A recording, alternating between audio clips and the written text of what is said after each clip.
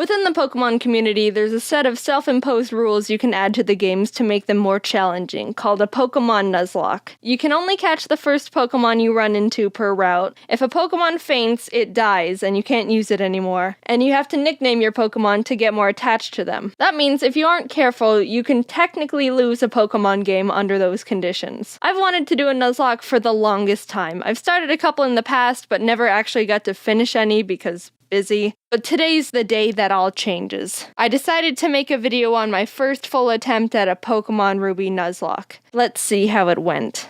After breaking free from the back of the moving truck my mom stuffed me in and introducing myself to the neighbor Brendan, the kid that I always thought was a monkey said that he heard screaming up ahead. Professor Birch is getting mauled by a level 2 Poochyena, so I let his Torchic out and she scratches the crap out of it. He gifts me Torchic for rescuing him, and I name her Teriyaki, my first Pokemon. Walking up the route more, I run into Brendan, who challenges me to a battle, where Teriyaki proceeds to also scratch the crap out of his Mudkip. Good job, Teriyaki, you're 2 for 2, doing great. Professor Birch gives me 5 Pokeballs, and the Nuzlocke has officially started. I walked back up to catch my first Pokemon and ran into a Zigzagoon. Alright, not the best, but I can work with this.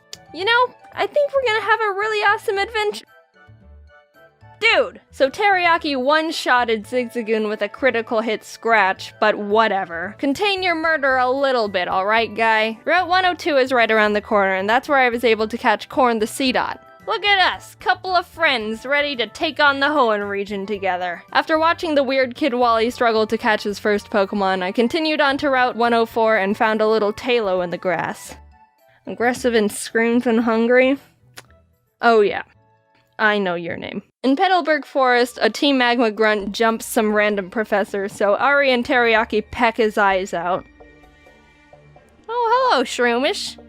I'm gonna name you Onion. I make it to Rustboro, and while getting ready to take on Roxanne's gym, Teriyaki kills another Zigzagoon I was about to catch. What's your problem with Zigzagoons, dude? But it turned out alright, because she also ended up evolving. Onion was able to destroy Roxanne with ease, and we got our first gym badge. Exiting the gym, we catch a glance that Team Magma is up to no good again.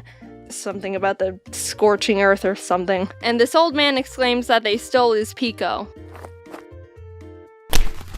Here's your dog. Also, you're coming with me. The mayor thanks me by turning me into his errand boy, and I arrive in Dewford to give a letter to Stephen. Alright, what do we got? Ugh. Okay, chomps. After finding Steven, it was time to take on Brawly, the next gym leader. Ari's a stone-cold killer and easily earned MVP in that fight. Things were going well, 2 badges in, and the team is looking good. On my way to the next city, I caught a tentacle on the beach. Squidward. And after beating Team Magma and Brendan again in Slateport, it was time again to get ready for the gym battle with Watson. But as I was fighting some trainers, Chomps the Mawile got electrocuted a bit too hard and was killed. Jaiden, let's battle. I want to show you how strong I am. Okay. Ari, this is an electric gym. You're not allowed to fight in here, so you can just wait outside. While battling the gym trainers, Onion evolved into Breloom, and together with Teriyaki, they were able to get another victory. Now we were riding high. 3 gym badges in and no main casualties. With our massive confidence, we decided to take on the Windstrait family's challenge of beating all their family members. I had Squidward out front to get him some experience, but we ran into some troubles with Grandma. Oh god, it's gonna do a high jump kick. We can take him out, but I need a clean switch first.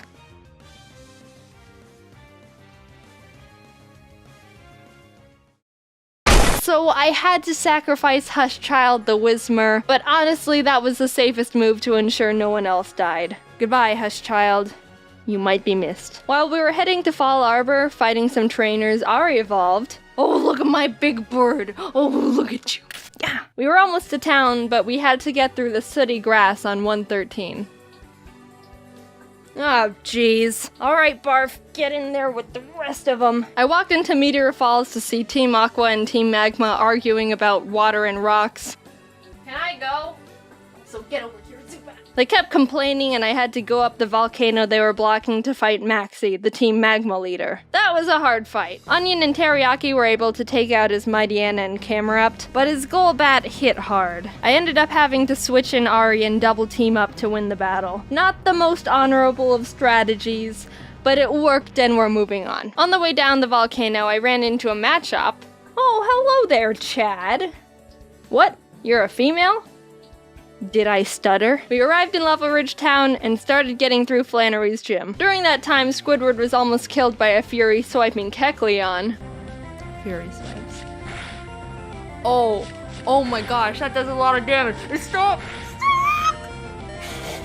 But when it came time to battle, he pulled his weight and more. Honestly, with the team, there wasn't much I could have done to Flannery's fire Pokemon, but Squidward came in clutch by learning Bubble Beam, and it was all over for her. Badge 4, under our belt. Brendan met up with us outside the gym to give us goggles so we could walk in the sandstorms. I found a claw fossil, and Anorith was born. I didn't know what to name it, so my friend named him Gary. Now it was time for the 5th gym. After some training, Chad evolved into Machoke, and the team was leveled up. I started the battle with Ari, and after realizing I was in trouble...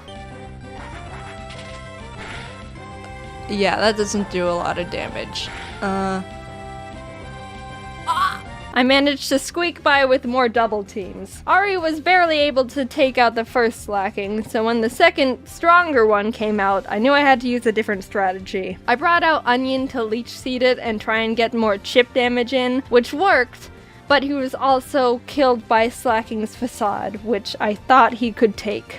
Chad was able to finish off the rest of the fight, but that was the first death that actually hurt. I'm not crying. Someone's just chopping onions in here. But with every down, there's an up, and Corn stepped up and was ready to fill Onion's spot. While passing through Mauville again, Watson asked us to help him turn off the city's generator, and while down there I found a Magnemite. You wanna come with? Okay. We kept on our way, catching Spurky the Electrike, and while fighting some trainers, Corn survived 2 very close calls. He took a Swords Dance boosted Fury Cutter by Ninjask, and a misclick from me which resulted in him tanking a wing attack from a Talo. No! Corn, no! Oh. Dude, Corn, I'm so sorry. You're such a trooper. Good news is Squidward evolved while training, so that's neat. We arrived in Fortree City, and this was a gym I was really nervous about. Not only did we not have a good team to take on a flying-type gym, but Winona's Altaria is notorious for sweeping teams if she sets up too many dragon dances. I went to the grass to train up the team, and the worst happened. Corn was killed by Pin Missile from a Zigzagoon. Wait, no. Stop,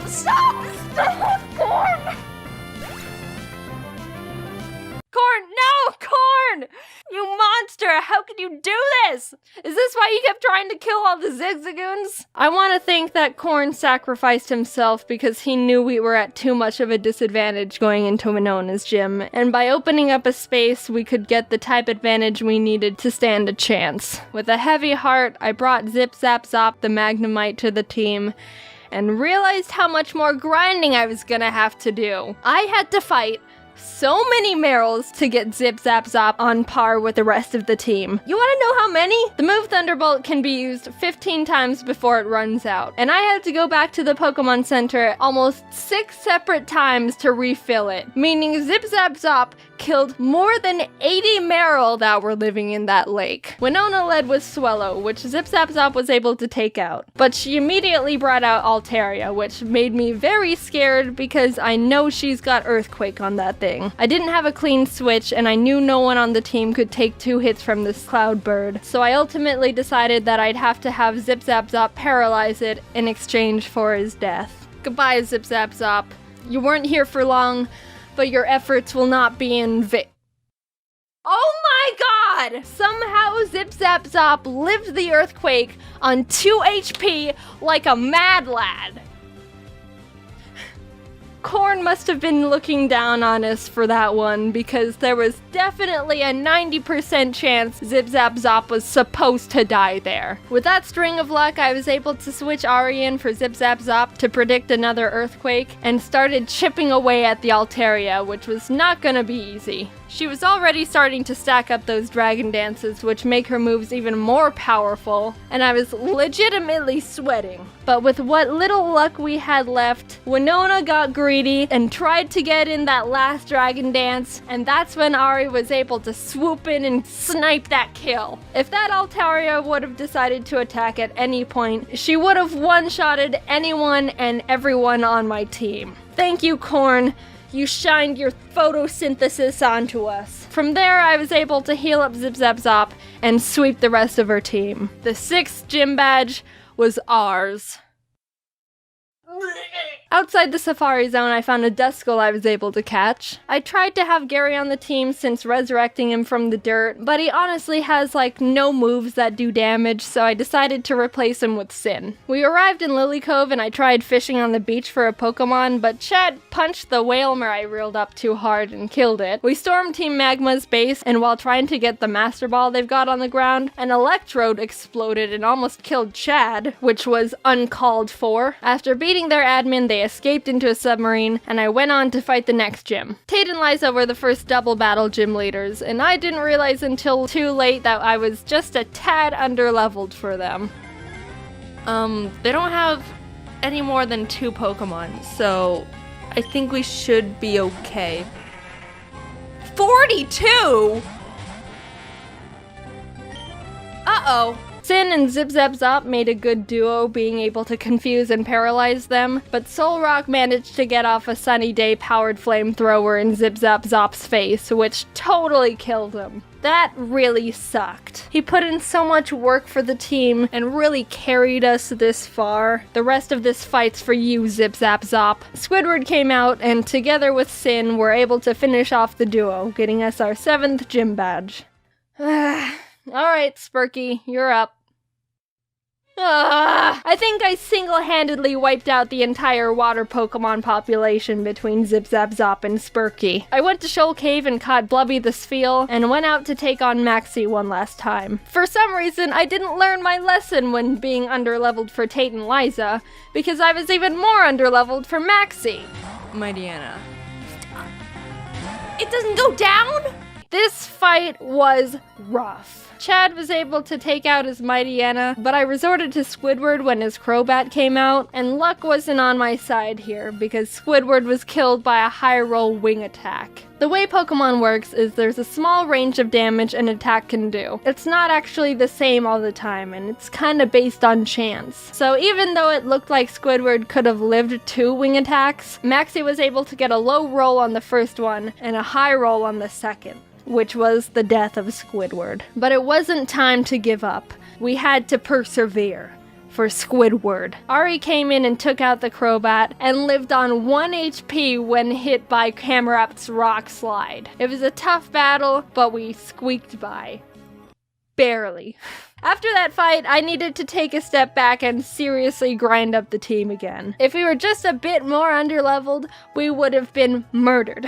Blubby joined the team and we got to work, eventually arriving in Sutopolis. Steven and the Sutopolis gym leader Wallace were there, saying Groudon was in the cave because someone used the wrong orb and pissed him off. So I went in there, walked up to Groudon, and Master Balled him immediately. There's no way I'm fighting Groudon. Now get in the box. While fighting Wallace, Spurky was able to take out his Luvdisc and Celio. Sin beat his Whiscash, and Chad finished off the Milotic.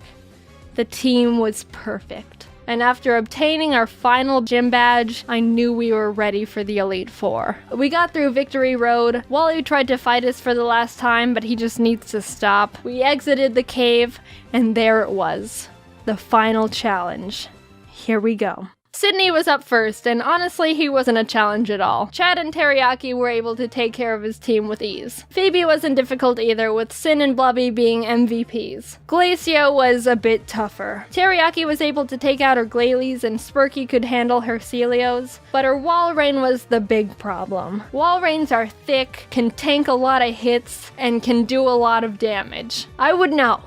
because I have one. I brought out Chad and she was able to get in a good amount of damage, but she was ultimately killed by Blizzard. Sin came out to try and confuse it, but it broke through the confusion and landed a Sheer Cold. Sheer Cold is a one-hit KO move. It has a 30% chance of hitting the target and will fail if the target Pokemon's level is higher than the user's. But even under all those conditions, it hit, and Sin was killed. Two great team members, down and out. Chad was with us for so long and pulled so much weight, and Sin got us through some really tough battles. Even with those losses, we were able to finish Glacia off and move on to the final Elite Four member, Drake. Drake's got a tough team, but we've got a Blubby, and she wanted revenge for her fallen comrades. She ice beamed every single one of Drake's Pokemon. Just a straight up massacre. And with that, it was on to the last battle.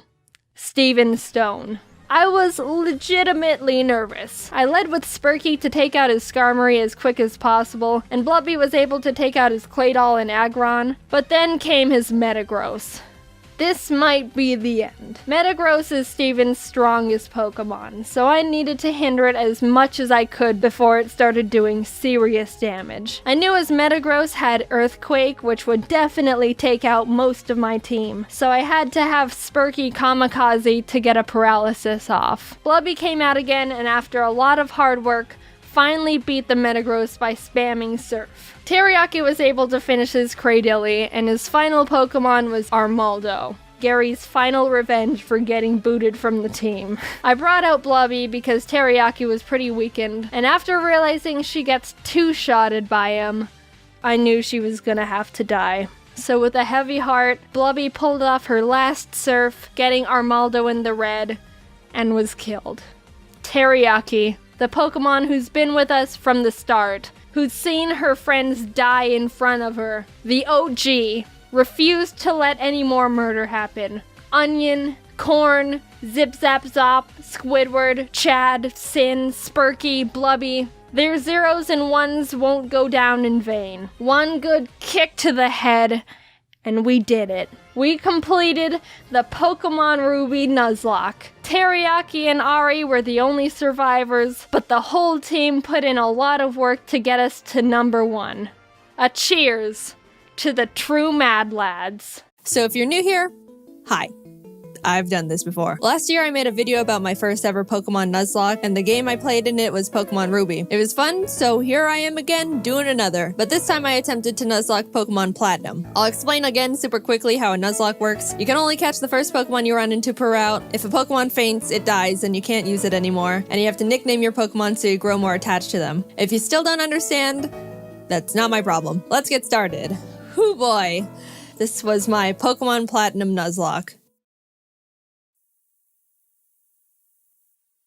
Pokemon! So my friend and neighbor Barry is practically dragging me all over the place with his hyperactive squirrel brain, frantically trying to get a Pokemon as soon as possible from this Professor Rowan he saw on TV. He drags me out to Route 201 and is about to leap into the tall grass when, hold it! You guys know going into the tall grass is practically a death wish, right? What you're doing is basically suicide. Borderline insanity. What absolute moronic lunatics you are. Have you no respect for your lives? Do you have any Pokemon? No. Do you want some?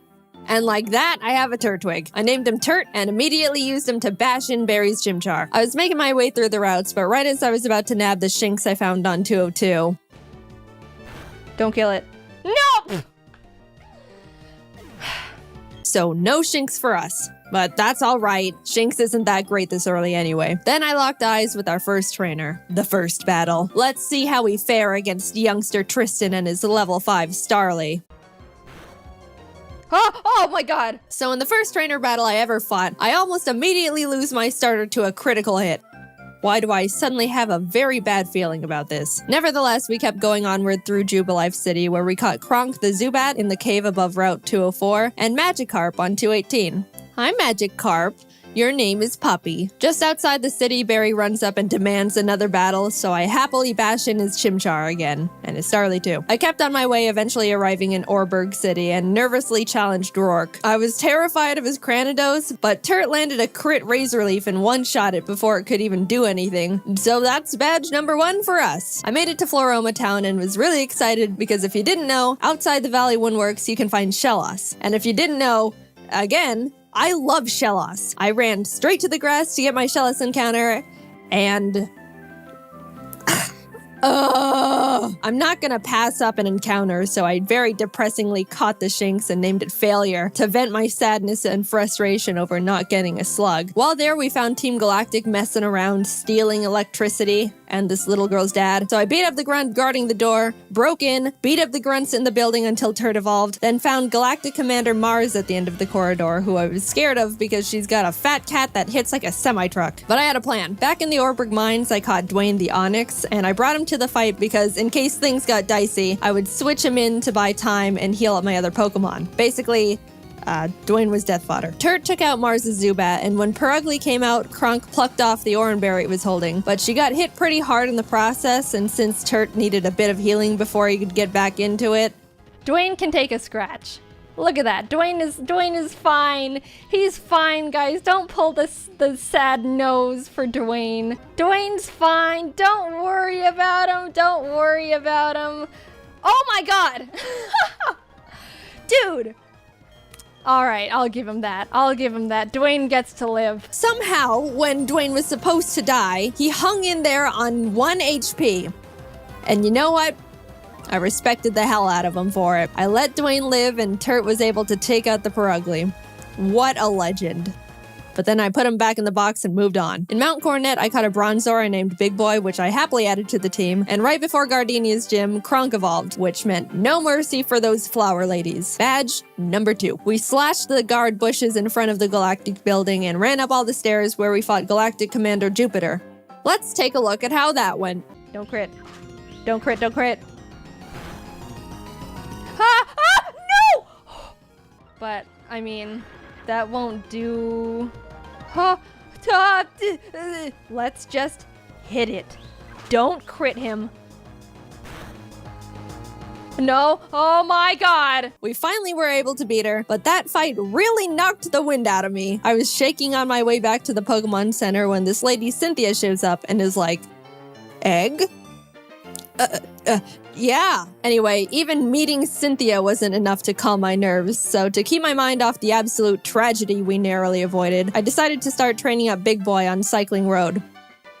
And then he died. I've practiced this game and... So before you push up your anime glasses and tell me that steel is weak to fire, which I know, by the way, the reason I kept Big Boy in was because not only is his defense an iron wall, but he had heat proof, which negates his fire weakness. But then he got crit.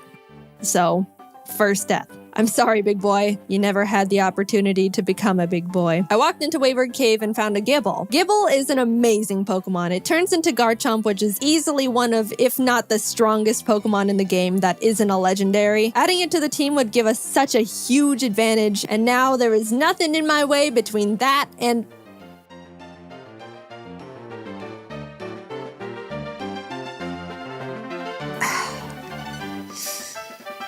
And we're moving on. We arrived in Hearthome City where I caught DeVito the Ralts, Kronk and Puppy evolved, we had a clean win against Fantina, and some lady gave us an Eevee I named Milk. Things were starting to look better now. I was leveling up DeVito against trainers, and when fighting this lovey-dovey couple... let's go into Puppy. Get rid of the Buizel. Oh no! You're kidding. You're kidding. And that's why I hate love. In came Shrimp the Scyther I caught on Route 210. Some good news, on Route 213, I finally found a Shellos. I named it Squoop, and I loved it. I loved it so much. I know you're not supposed to have a favorite child, but Squoop was my favorite child, and I wasn't apologetic about it. I trained it up, and now we got a Gastrodon. Turt ended up evolving too, so together with Kronk and Squoop, Maylene was defeated, and badge number 4 was secured. Outside of Pastoria City, I caught a Quagsire named Lol, but when I went to get my Great Marsh encounter, I was trying to get a Yanma and accidentally threw threw a ball at a whooper. So now we've got lol and oops in the box. Then I swept Crasher Wake with Milk, who is now a Jolteon, with the TM Thunder I bought literally next door. I walked out of the gym and Team Galactic set off a bomb. I ran down the grunt who detonated it and took him out because he is weak. Cynthia appears again and tells me to bring a charm to her grandma. So I'm like, yes ma'am. We found her in Celestial Town along with Cyrus, the leader of Team Galactic, who starts some evil Shakespeare speech about how everything is imperfect, so he's gotta blow up the world or something. I don't know, I wasn't really paying attention. And then he wanted to fight. Puppy took out his Sneasel and I sent out Milk to take care of his Golbat, but Milk decided he wanted to be lazy and not only miss all his thunders, but also punch himself in the face. Milk!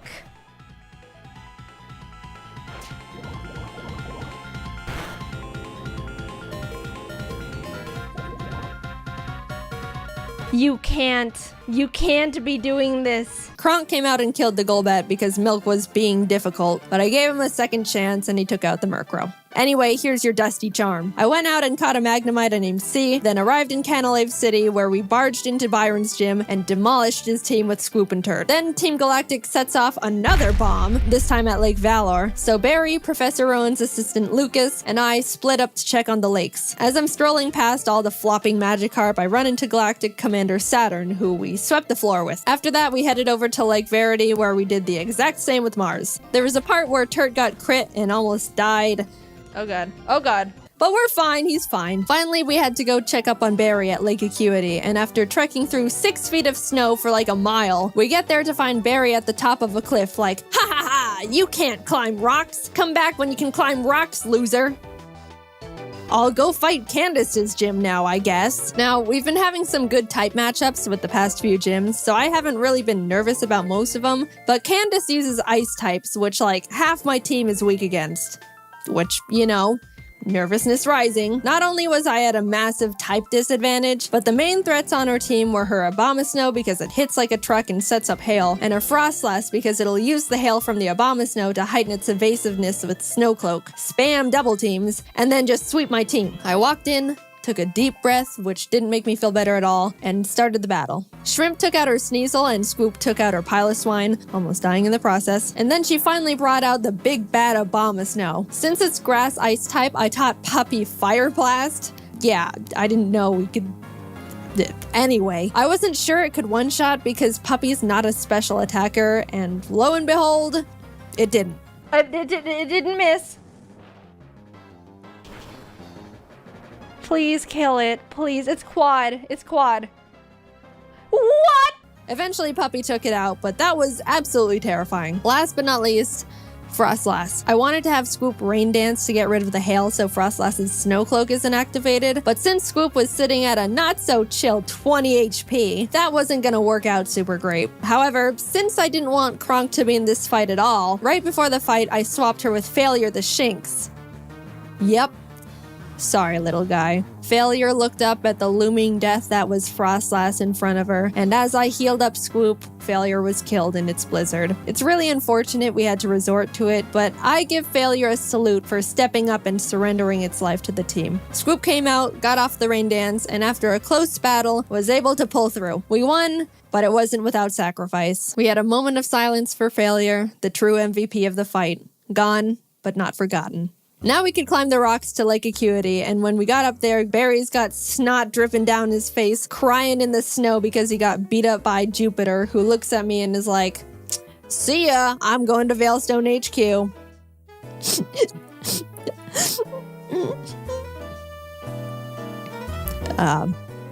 I'm gonna go to Veilstone. We start running through the base trying to find Cyrus, but when fighting this scientist... Psychic. Porygon 2 freaks me out. It is way too powerful, way too bulky, and it's way too weird. I do like Porygon 2 though. I would like a plush of Porygon 2. Very cute. What? What? What? What? No! No! Scoop! We lost Scoop! I wasn't okay. Turt came out and curb stomped the Porygon 2 out of vengeance, but to put it lightly, I wasn't taking that too well. My heart is breaking. I'm like actually sad. But life doesn't stop when your dog dies, so I had to keep trucking and brought Lol the Quagsire to the team. With an intense, blood-curdling thirst for revenge, I stormed into Cyrus's room. Fight! Shrimp and Milk took out his team in no time. I snatched his Master Ball and used his teleport pad to enter the basement where Mess Spirit, Azelf, and Yuxi are all being held captive. Fight! And like Cyrus, Saturn was swept too. After releasing the Lake Guardians, we head to Mount Coronet because Cyrus wants to go there and destroy the planet, I think. And we catch up to him at the Spear Pillar. Before we can run up and attack him, Mars and Jupiter step in. Then Barry arrives. Honestly, I have no idea how he found us all here. And it's like, I'll help! Lol takes out both their Bronzors, Mars's Prugly, and Barry's Munchlax. So I thought, you know, it was all smooth sailing, right? Well... Wow, Barry. Really doing a lot for the team, aren't ya? Oh my god, no, it has Giga Drain? No. No, oh no, oh no. It was a crit! Not only did I not know their Golbat had Giga Drain for some reason, but it also got a crit. So I was starting to feel bad, but then I started panicking. The thing is, after you fight Mars and Jupiter, you have to go into the Distortion World and fight Cyrus and Giratina. If Cynthia forces us into the Distortion World without us being able to get a new member, we're in massive trouble. We finished up the battle and Cyrus starts his whole spiel about how the world is imperfect, blah blah blah, everything must die except for me. Then he gets swallowed up by Giratina, a hole opens, a rip in space leading to the Distortion World, and I'm kind of just standing off to the side twiddling my thumbs like, Cynthia, please don't shove me in there without my consent. Cynthia, can I go? I have something to do. Our world will be destroyed. Are you ready? No, I'm not. Let me go. I'm free! Holy crap. Get me out of here. Goodbye. I'm sorry, Lol. We just got you, and then you died. But luckily, remember when I accidentally caught that Wooper while trying to get a Yanma? It's time, Oops. You were no accident. You're our lucky star who will carry us to victory. We got Oops leveled up, came back to the Spear Pillar where Cynthia was just sitting there waiting for us, and hopped in. Everything is topsy-turvy and the Lake Guardians are telling me to push boulders into holes. And suddenly I'm on a floating crest of land with Cynthia, who's basically like, Cyrus, get lost and never come back. And Cyrus didn't like that.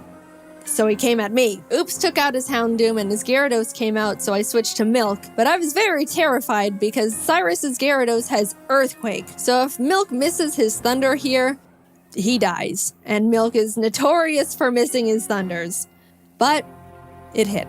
Milk lives another day. He also took out Cyrus's Crobat and Honchkrow, and Shrimp finished up his Weavile. Cyrus steps aside, and suddenly, it's just me and the Angel of Darkness itself, Giratina.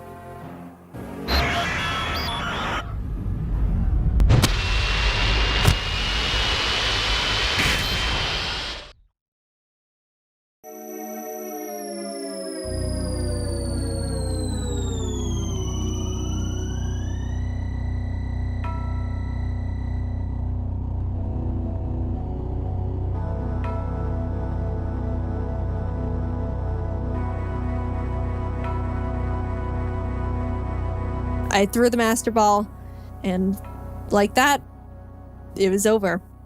I saved the world. Now to get back to my gym badges. I arrived at Sunyshore City and started making my way through Volkner's gym. I know he's the 8th gym leader and he's supposed to be tough, and apparently he's depressed because everyone who challenges him isn't good enough and he's bored. But I wasn't concerned. We have Oops, and none of his Pokemon can do anything about it. It's not like they have Giga Drain or anything, right? They didn't, I checked. Oops was just Earthquake and everything, and at the end, I'll admit, I got a bit scared. Okay, don't crit. If you crit Giga Impact, that would be really holy. But it's all good. We're all good. And with that, off to Victory Road we went, where we caught ourselves a Gabite I named Flakes. Would have been nice to have one, I don't know, near the beginning of the game, say, in Wayward Cave, you know. But whatever. Better late than never. It's good to have just in case something goes horribly wrong out of nowhere. Flakes is base 60. Yeah, it is. It's an amazing... Whoa, whoa, whoa, whoa, whoa, whoa. No! You're kidding. Oh dear. And that's the straw that broke the camel's back. After Puppy died, I stepped back and decided the team we go into the Elite Four with needs to be the best possible team we can build. The Elite Four here goes pretty hard, so I couldn't go in willy-nilly just hoping for the best. After literally a few hours of calculations and research, I settled on a team I thought would give us the highest possibility of winning. I added Flakes to the team in place of Puppy, and with a heavy heart, left Milk and Kronk behind as I brought C the now Magnazone and Colgate the Togekiss I hatched from the eggs Cynthia gave me. Even though I was sad to not bring Milk and Kronk into the final battles with us, they won't be forgotten. And it doesn't negate the fact they were such huge assets to the team, and I wouldn't have made it this far without them. I'll see you guys on the other side. I took a step towards the doors of no return, and immediately got interrupted by Barry, who wanted to have one last fight. Anyway...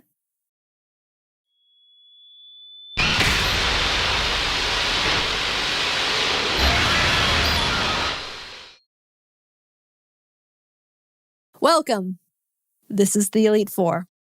The battle starts and C takes out Aaron Zeon Mega and Vespiquen, Oops takes out his Drapion, and Colgate takes out his Scizor and Heracross. Next up is Bertha. Bertha loves ground types, but Turt and Oops had a smooth time smashing through her team. I felt a horrible shiver when her Rhyperior came out, but things went well. On to Flint.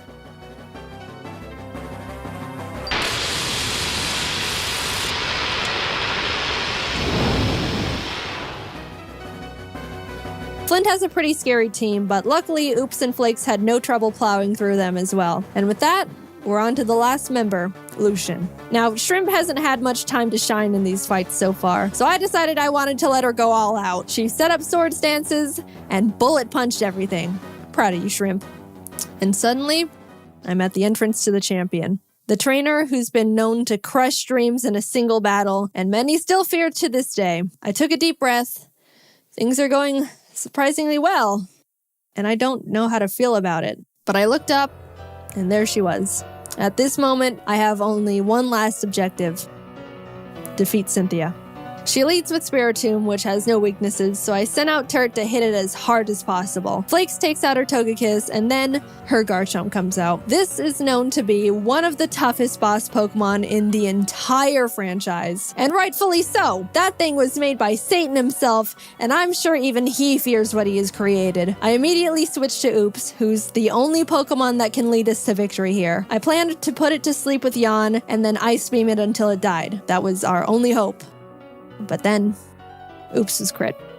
And that was it. Nothing on my team can take a hit from this monster, and even if they couldn't do much damage back. I sat there in disbelief, knowing there wasn't anything I could have done, and the battle is basically unwinnable now. I brought out Shrimp to bullet punch it so we could get in a little bit of damage, but she was killed. Colgate tried to chip away at it. He did some damage too, but was crit one shot. At this point, I'd accepted defeat. Only Turt, C, and Flakes were left.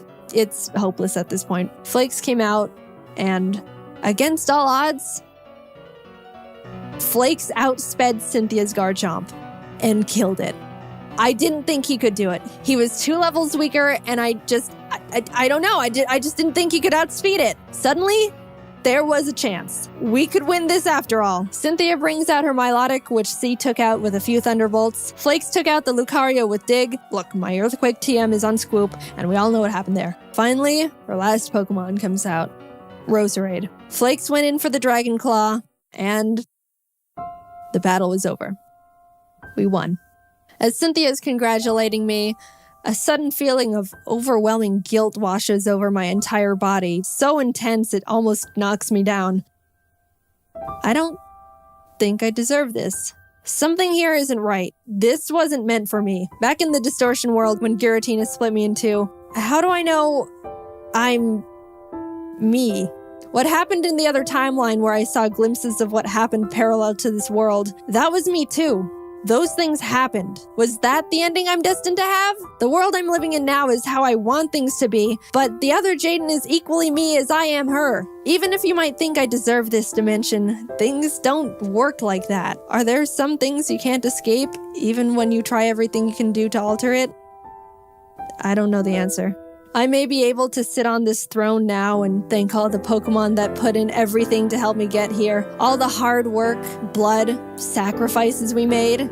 But I don't think I can ever accept this victory. I don't know what ending was meant for me. And I don't think I ever will. Ari, something's telling me people like you more than me. Maybe I'm being irrational. I mean, not to rub it in your face or anything, but it's not called JaidenAnimations. You don't even do anything. I'm the one doing all the animating and work. Don't give me that look. All you do is eat and scream. It doesn't matter or anything. Okay, I'm just gonna run a little experiment for research purposes. It's not a competition, just getting information. Doesn't hurt. Just a bit curious to see if I'm just overanalyzing the...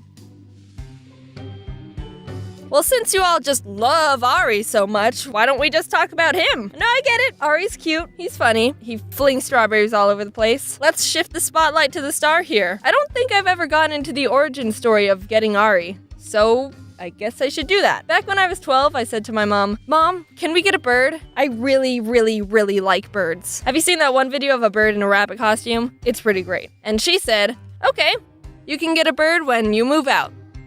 Wait, and that was my life plan for the next 6 years. In my old 100K video, there's even a bit of foreshadowing if you picked up on that. Oh, you wanted this bird. I still want a bird, but not this one. I actually got Ari before I officially moved out, but that's because I was planning to live with some friends, plans ended up falling through, and things were already confirmed with the bird lady. But that turned into an ironic situation because after getting Ari, guess who started falling in love with him? My mom even started to collect Ari's feathers in a little baggie. I'm not sure why. It's not like Ari's gonna be short on feathers anytime ever. The moral of the story is, if you want a thing and your mom says no, get it anyway and trick her into liking it so when you move out and take it with you, it's the ultimate revenge. You probably think Ari's just a sweet little angel who eats a lot and pushes things off counters. Well, let's all get on the same page here. Because you're wrong. Very incorrect. The best way to describe Ari is a brat. I love him, but he's a brat. Actually, no. Ari's just the embodiment of a toddler, constantly wanting attention and food. And if he doesn't get it, he screams.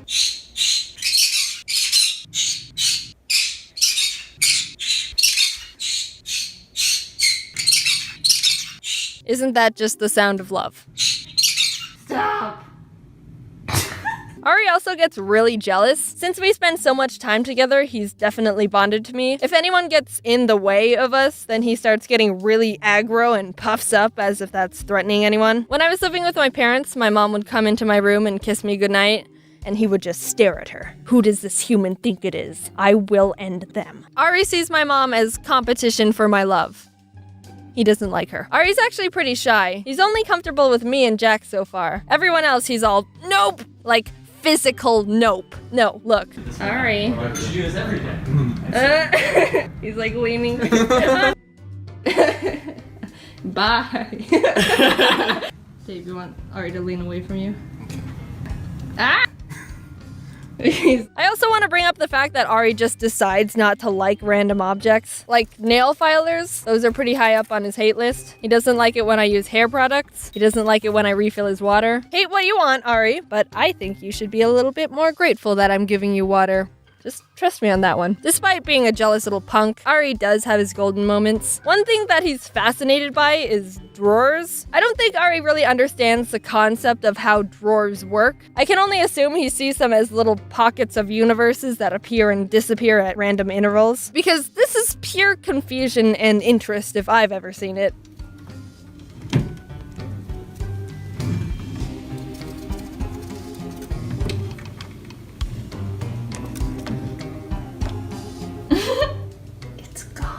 Same with mirrors. Aris are typically very intelligent, but most of them don't recognize their reflection, which we can all laugh at. I asked on Twitter if you had any Ari questions, so let's get into those. James said, does Ari have sharp talons? Actually, it's been a while since I got Ari's nails done, so we should go do that. Thanks for reminding me, James. We're going to get your nails done. You excited? Woo!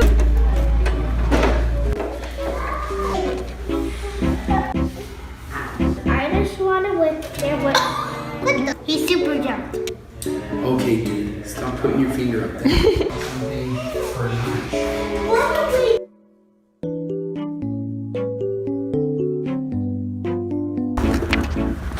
We're done. You scratching your head real good? Oh yeah. Is that a good scratch? Oh yeah. Oh yeah. Is Ari called Ari because we're in Arizona? I've gotten that question a lot, and it's funny. I think it's about time I address it. No. Does Ari flip upside down? And then they show a picture of their Ari. First of all, aw. Second of all,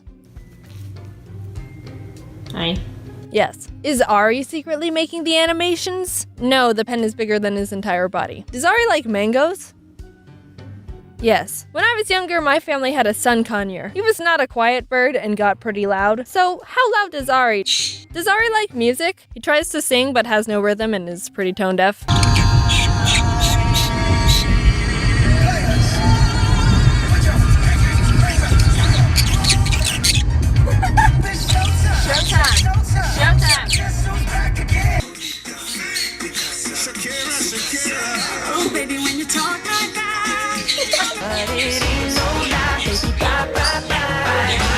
I wanna be gay, cause you're fucked and I wanna savor it. Is Ari friends with the toucan? Yes. Ari, what's your favorite color? Yellow. Can you speak? No. What words? He can't speak. Am I baka for having a crush on Ari? Me no baka. Choo! Yikes. Can Ari play the piano? No, he's not heavy enough to press any of the keys down. Is taking care of a bird difficult? Okay, holding the jokes for a sec here. I get this question a lot and it's kind of important. It's not difficult, but there's routines you definitely need to adapt into your life. I'm not the most public with how to get your own Ari because as fun and amazing as they may seem, obviously, proper Ari care is important and I want people to do their own research before getting one. It's pretty common for people to impulsively decide to get an Ari and then not care for them correctly by either not having a good cage, giving them improper diet, neglecting it, stuff along that line. They need love. Aris aren't meant to sit in the corner as decoration for their entire life. Before you get an Ari, it's really important you do research on what type of Ari best suits your lifestyle, how much attention you can give it every day, proper health and care needs, all that life stuff. Act like you're getting a child. There's a lot of similarities. You're gonna have to spend time with it, they'll be relatively expensive, they might bite you, there's a chance they'll be living with you for around 18 years, more or less, depending on the type of Ari. People don't impulsively get children. Well, not intentionally. If anything, they can accidentally get stuck with them, but that's not really an issue with getting Aris. So if you've seen Ari and you are okay with it being jealous and a brat and little punk and you still want one, do your own research and don't ask me. I'm not a professional. I don't know why people keep thinking I'm professional at anything, but I'm doing pretty good with the information I took the time to find and learn about. So, yeah. Now let's end the video with some miscellaneous footage of Ari being Ari.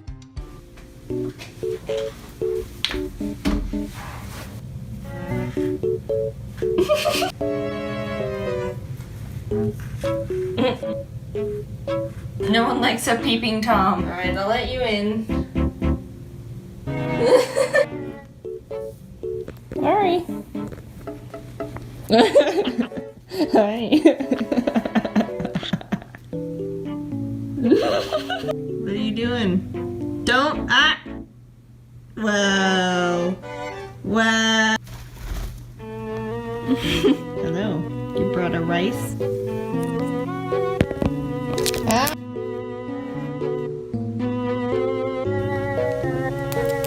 Oh.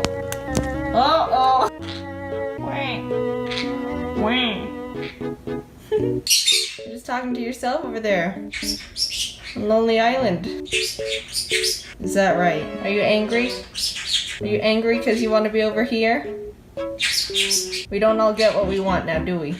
You're just screaming by yourself on the top of the tower. You stealing some peanut butter? Is that good?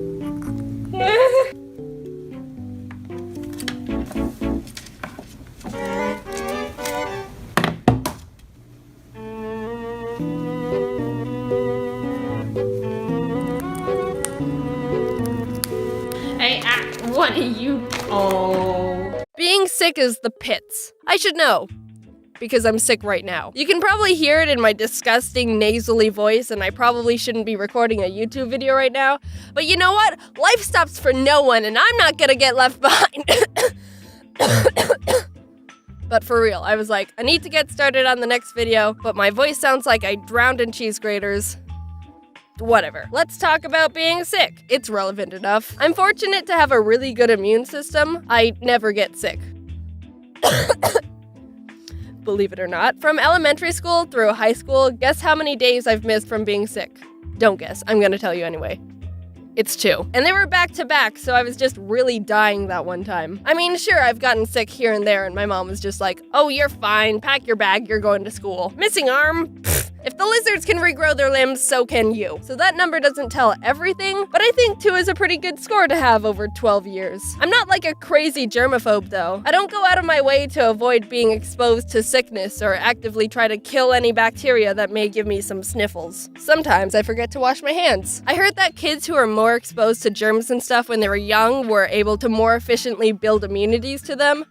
So maybe as a kid I just ate a lot of dirt, but even though being sick makes you want to just give up on everything because your eyes are red and your head hurts and you're tired all the time, but you can't sleep because your nose is plugged and you can't breathe and everything is agony and life is pain and nothing is worth it in the end, there's some pros that can come from it. Like, you don't have to share anything. Because no one wants to share anything with your disgusting diseased self. Do you have a pencil I can borrow? I've got a cold. Never mind. Can I have some of your food? I have the flu. Keep it. Do you want to hang out? I'm sick. Oh, no, it's okay. We can just sick of your bullcrap. Ah! Being sick is the best excuse to be a bad member of society and get sympathy for it. Any other time, if you were to sleep in till 12 and then stay in bed all day on the computer, people would just think you're really lazy and have no motivation. But if you just say, oh, I was sick, all of a sudden, oh, you poor thing, get better soon. Can I get you anything? Oh, you're such a trooper. It's great. Also, you have the power to claim anything you touch. To each their own, but I also use being sick as an excuse to not talk to anyone because I'm a pathetic shy blob. Good job, immune system. You have failed me. Once as a kid, my brother got pink eye and my family pretty much barricaded him in his room and didn't let him touch anything. It's funny how as soon as someone gets sick, everyone is empathetic towards them, but also kind of treats them like an unpredictable rabid animal. All right, you just stay right there. Don't go anywhere. I got you some soup. Ah, stay over there. I'll push the bowl to you with this stick. Feel better soon. I think the worst thing I had growing up was a few migraines here and there. The first time I had a migraine was in 6th grade. I was sitting in class and all of a sudden my eyes started not working. Like, I would look in one direction and I couldn't see anything in my peripheral vision. It was all gray and foggy. And at first I was like, whoa, this is weird. So this is what blind people see. And I was kind of fascinated by it. Then all of a sudden it felt like my brain exploded. I got to go home early. But I don't count that as a sick day because I was at school for the majority of it. If you've never had a migraine, take a moment to just appreciate that because they're one of the worst things ever. I mean, there's worse, but they were up there. I haven't even had any really bad injuries either. The only serious injury I've had was when I was 9. I'm saying serious because I had to go to the ER, but it's really not that bad. For my birthday one year, my parents got me Heelys. Do you remember those? The shoes with the wheel in them? I didn't specifically ask for them, but after a few months, I decided to start trying them out. I'd roll around in the house up and down the halls, and it was pretty fun. Then one time, I decided to take them out on the streets. Our neighborhood was on a slant, so there was a bit of a steep angle to the cul-de-sac, and I was like, this is a good idea. Foreshadowing, it very wasn't. I started going down the road and picking up speed, and like 2/3 of the way down, the tiniest little pebble was like, hey there, friend, and clogged the wheel and threw me forward. I hit my head on the road and opened a huge gash in my chin. My mom was outside talking to our neighbor, so she saw the whole thing and was like, okay, well, I'll talk to you later, Wendy. We're gonna waltz on over to the hospital now. My adrenaline was still pumping super hard, so I didn't feel a thing, and I was like, no, Mom, I'm fine. It's not that bad. I'm okay. But she was like, no, we're going to the hospital. I had to hold a towel over my chin to keep from bleeding all over the car. She didn't let me see the damage at the time, but I asked her about it a bit ago, and she said she didn't want me to see the cut because even she was freaked out about it. This description isn't for the squeamish, but she described it as like another mouth I gashed out of my head. Hey friend, sorry about all this. Okay, yeah, it's probably for the best you didn't let me see that. So I went to the hospital and ended up getting 3 stitches in my chin. When I was waiting for the doctor, a doctor from another room walked in to get some water and was like, "What are you in for?" She hit her chin on the road. Oh, yeah, I've been there before. And he showed us a scar in his chin. And then another doctor overheard from the other room and was like, "Yep, same story." And he had a scar on his chin. So that was a nice human bonding experience. I didn't know so many doctors had Heelys. When I went to school the next day, I had a bandage on my stitches, and all of my 2 friends were like, "Whoa, what happened?" I hit my chin on the road. Whoa! And I felt really cool, and it made me want to, break my arm or something to be even cooler. I've always been an animal lover. Ever since I saw a picture of a dog, I've been like, I want that. I still love and respect animals, but as a kid, it was pretty intense, not gonna lie. Can we get a dog? Can we get a dog? Can we get a dog? My parents had to sit through years of that until my dad finally couldn't handle it anymore and got me one for my 7th birthday against my mom's will. Before that, they tried everything to make me stop, besides getting me a dog. And by everything, I mean a bunch of fish. Maybe if we shape these fish into a dog, she won't notice. They'd come home with 2 fish from the pet store that would last for about a week, die, and then get replaced. Repeat until dog appears. How many fish must die before I get what I want? Since we got fish from the pet store and not an actual breeder, that was probably a big contributing factor on why they died so quickly. But as a 5-year-old, I also just forgot to feed them a lot, so there's gotta be some fish blood on my hands for that. We went through probably 20 fish in the span of a couple months, but eventually we got these 2 goldfish that didn't die. A true miracle. They were pretty resilient little dudes. One was Goldie, and the other was probably named Fishy. Probably some of the most creatively flawless names I've ever known. But after a while, Goldie turned white, so I renamed it Rainbow because I thought it was cool he could change colors. I learned 13 years later from my marine biology teacher that Goldie/Rainbow was probably diseased, which makes the color change less exciting. We eventually gave them away to my mom's friend and they died. But that's all besides the point. My parents got me an army of fish and a dog I named Scruffy, but that was it. I wasn't able to crack them any further than that. And believe me, I tried. My parents had to become stone-faced, emotionless soldiers to keep my non-stop beseeching for more creatures at bay. After they got me a dog, I was pretty satisfied for about 1.5 years until I decided I wanted a mouse. Something about their cute little faces and how they crawl with their cute little feet and their freaking ears made me obsess over having one, and my parents got to hear all about it. I asked my parents for a mouse for years, promising how I'd take care of it and blah blah blah, the whole thing. My mom pretty much hates rodents because she thinks their tails are weird, so there was no budging on that one. She tried to get me to stop by saying, "Alright, you can get a mouse, but we'd have to get rid of Scruffy." Which is obviously a bad bang for your buck. No, what? No way, nuh-uh. I'd never get rid of Scruffy, he's my pal for life. But not gonna lie, after hearing that response over 10 times, I started kinda considering it. I wasn't ever actually gonna do it. I was just getting desperate, alright? When I was 10, I wrote on my Christmas wish list that I wanted a mouse because I thought for some reason I'd foiled their plans and found a loophole. Ha! You can't override the power of the holy Christmas spirit. Christmas morning rolled around and I ran into the living room where all the presents were to not only find no mouse, but a computer mouse. Nice salt in the wound there, Mom. I got my hopes up way too high. My disappointment was immeasurable and my Christmas was ruined. I did get a computer though, so that was cool. After my parents endured 5 years of me asking for a mouse, I read this book series called Maximum Ride, which was about these teenagers who had bird wings and were on the run to not get captured by the scientists who wanted to keep experimenting on them. It was my favorite book series as a kid, and it made me really like birds, which resulted in the next animal obsession.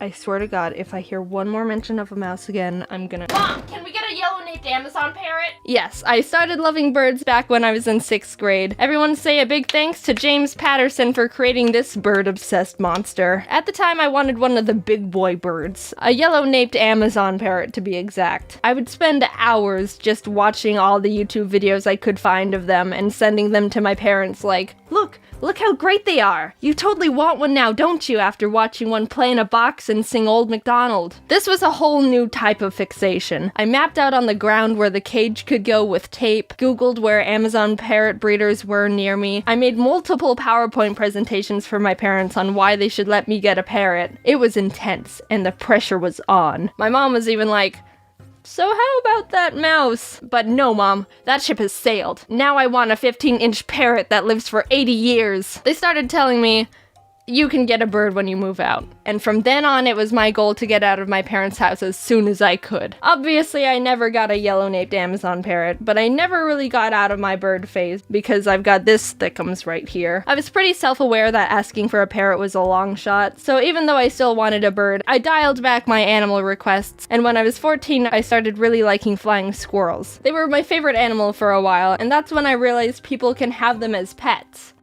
Sugar gliders. Mom, can we— Sugar glider, add that one to the list. I don't think I actually bothered my parents too much about getting flying squirrels as much as the mouse and parrot, but I know they knew I wanted one. And I knew they were gonna say no. So I guess I just kept that one a bit more internal. During the summer, we would visit my family in Canada, and my cousin Peyton was really obsessed with ferrets at the time. So we would spend literally entire days on the computers together, researching ferrets and flying squirrels, and Amazon parrots because they were still my #1 obsession, let's not forget. We wrote down general facts we learned in Word documents, planned out how to care for them, added up how much money they cost including cages, food, bedding, etc, etc. We were the same amount of obsessed. It was a lot of fun actually. We bonded a lot during those times and she's still one of my best friends. She also never got a ferret, so sad times there. Peyton also got a rat named Lola, and that made me really want a rat. Which of course meant Mom! Lola was so sweet and smart, and I always wanted to play with her. But that's also true with almost anyone's pets. If I come over to your house and you have any type of pet, I will be personally offended if you don't let me play with it for at least 3 hours. So I did have a small point where I was asking if my parents would let me have a rat, and my mom was like, nope, and I'd be all, but what about the time you were gonna let me get a mouse because I was asking for a parrot? And she would say, nope, that ship has sailed. Touché, mother. During 10th grade, I was also starting to really like raccoons. I thought they were sneaky and cool, and I googled if people had them as pets as a random, not serious thought. But surprise, surprise, some people do have raccoon pets. Just kidding, they rip up couches and dig holes in walls, and I'm not that devoted to raccoons. But I still dreamed about having a raccoon buddy someday. Finally, I graduated from high school and moved into a dorm in college that didn't allow pets, which was torture for me. I waited all this time to move out, and I'm still not able to bring a horde of mice, rats, birds, sugar gliders, and maybe a raccoon into the rooms. But YouTube started kicking off shortly after, and I moved back in with my parents to pursue that. Flash forward a bit, and I was finally able to get Ari. After 10 years of wanting a bird, I'd finally done it. And what a gander he is. Was he worth the wait? No, he's a dumb bird. You're good. You're a good bird. I'm not currently looking to get any more animals right now, even though I really want them. I have Ari and he's already enough of a handful, so I can't commit to anything else right now. I am gonna get a dog eventually, that's a promise. And I do really like reptiles, so I've done my fair share of research on skinks, but that's only a 30% chance to actually happen. I haven't really grown out of my animal phase. I've just become a mix of that and my parents, still hopelessly entranced by creatures, but also being the one who has to tell myself no because I have other stupid responsibilities. Hopefully when I have kids, they won't be as animal obsessed as I am, because I don't think I have the strength my parents had to be able to say no to any animals they ask for. When I was living on my own for the first time, I had to go to the store and get milk and paper towels, and that was the first time I was like, wow, I am such a freaking adult. I really appreciate the childhood my parents were able to give me. I'm really privileged to have grown up in a functional house where my parents didn't want me to die. I made a parent stories video a little over a year ago, and I rewatched it to make sure I didn't repeat any topics, and all I'm gonna say is those stories and animation are not worth 10 million views. That video, I don't like it. I don't like that video. My parents were really big on manners and being polite. We've got some Asian blood in us, so we can't bring dishonor to our family. We'd do all the typical things like call adults Mr. and Mrs., ask to be excused from dinner, make sure to thank everyone for everything ever, bow to our superiors. When my mom had new people come over to the house, she would make me introduce myself and shake their hand, and then when no one was looking, she'd pull me aside to a different room and quiz me. What color are their eyes? That was my mom's training course to get me to be good at eye contact because I guess I used to be stupid and not look at people when they talked. But I remember that kind of backfired because I'd be so focused on memorizing their eyes that I wouldn't pay attention to what they were saying. Hi Jaiden, how are you? Shh! Alright, loser, I've got a quiz to take. Now that I've got 20 years of aced eye quizzes under my belt, I'm an eye contact wizard. I graduated top of my class in eye contact. I've got eye contact master's degrees. Well, every once in a while, some people make me nervous and I get shy. But other than that, I'm an eye contact powerhouse. I realized more recently that I think sometimes I go overboard and just end up staring at people by accident, and it's very weird, and I'm sorry at everyone. My mom would also be really strict on me saying pardon all the time instead of what. Like, she would say something I didn't hear and I'd go, what? And she'd stick her head around with, pardon? I wouldn't be a bimbo and be all, what? It's not like I was being a rude moron. One time my friend told me, Jaiden, I think you're the only person I know that says pardon. And like, that's all fine and dandy. I could respect my mom's request to use an underused polite word. But I can't. Because she's even worse. This is what she does. Mom, did you put my book somewhere? Huh? Objectively speaking, a what is exponentially better than a huh? I started mocking her whenever she did it, and then she gradually stopped bothering me about saying pardon. Also, I realized I never told you that I had a lisp as a kid. My parents meme on me about it all the time, and a running joke in the family came from when I used to be babysat by my mom's friend, who's Italian, which means she'd talk like this and have her house full of a spaghetti, and oh mamma mia. I'm only half joking. She's very Italian. Yahoo! She would make pasta for me all the time, and whenever she would ask what I wanted for lunch, I would pathetically go, pasta with no sauce! I wanted pasta with no sauce. And now, if my family would be having pasta for dinner, someone would end up going,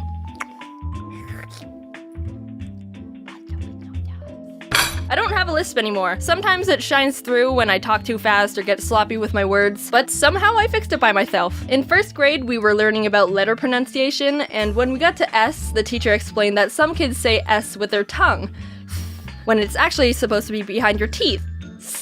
And I was like, oh, so I stopped doing it. Cured. Who knew that if you've got a speech impediment or some sort of hindrance or obstruction in your life, just stop it. Simple. You've got cancer. No, it's okay.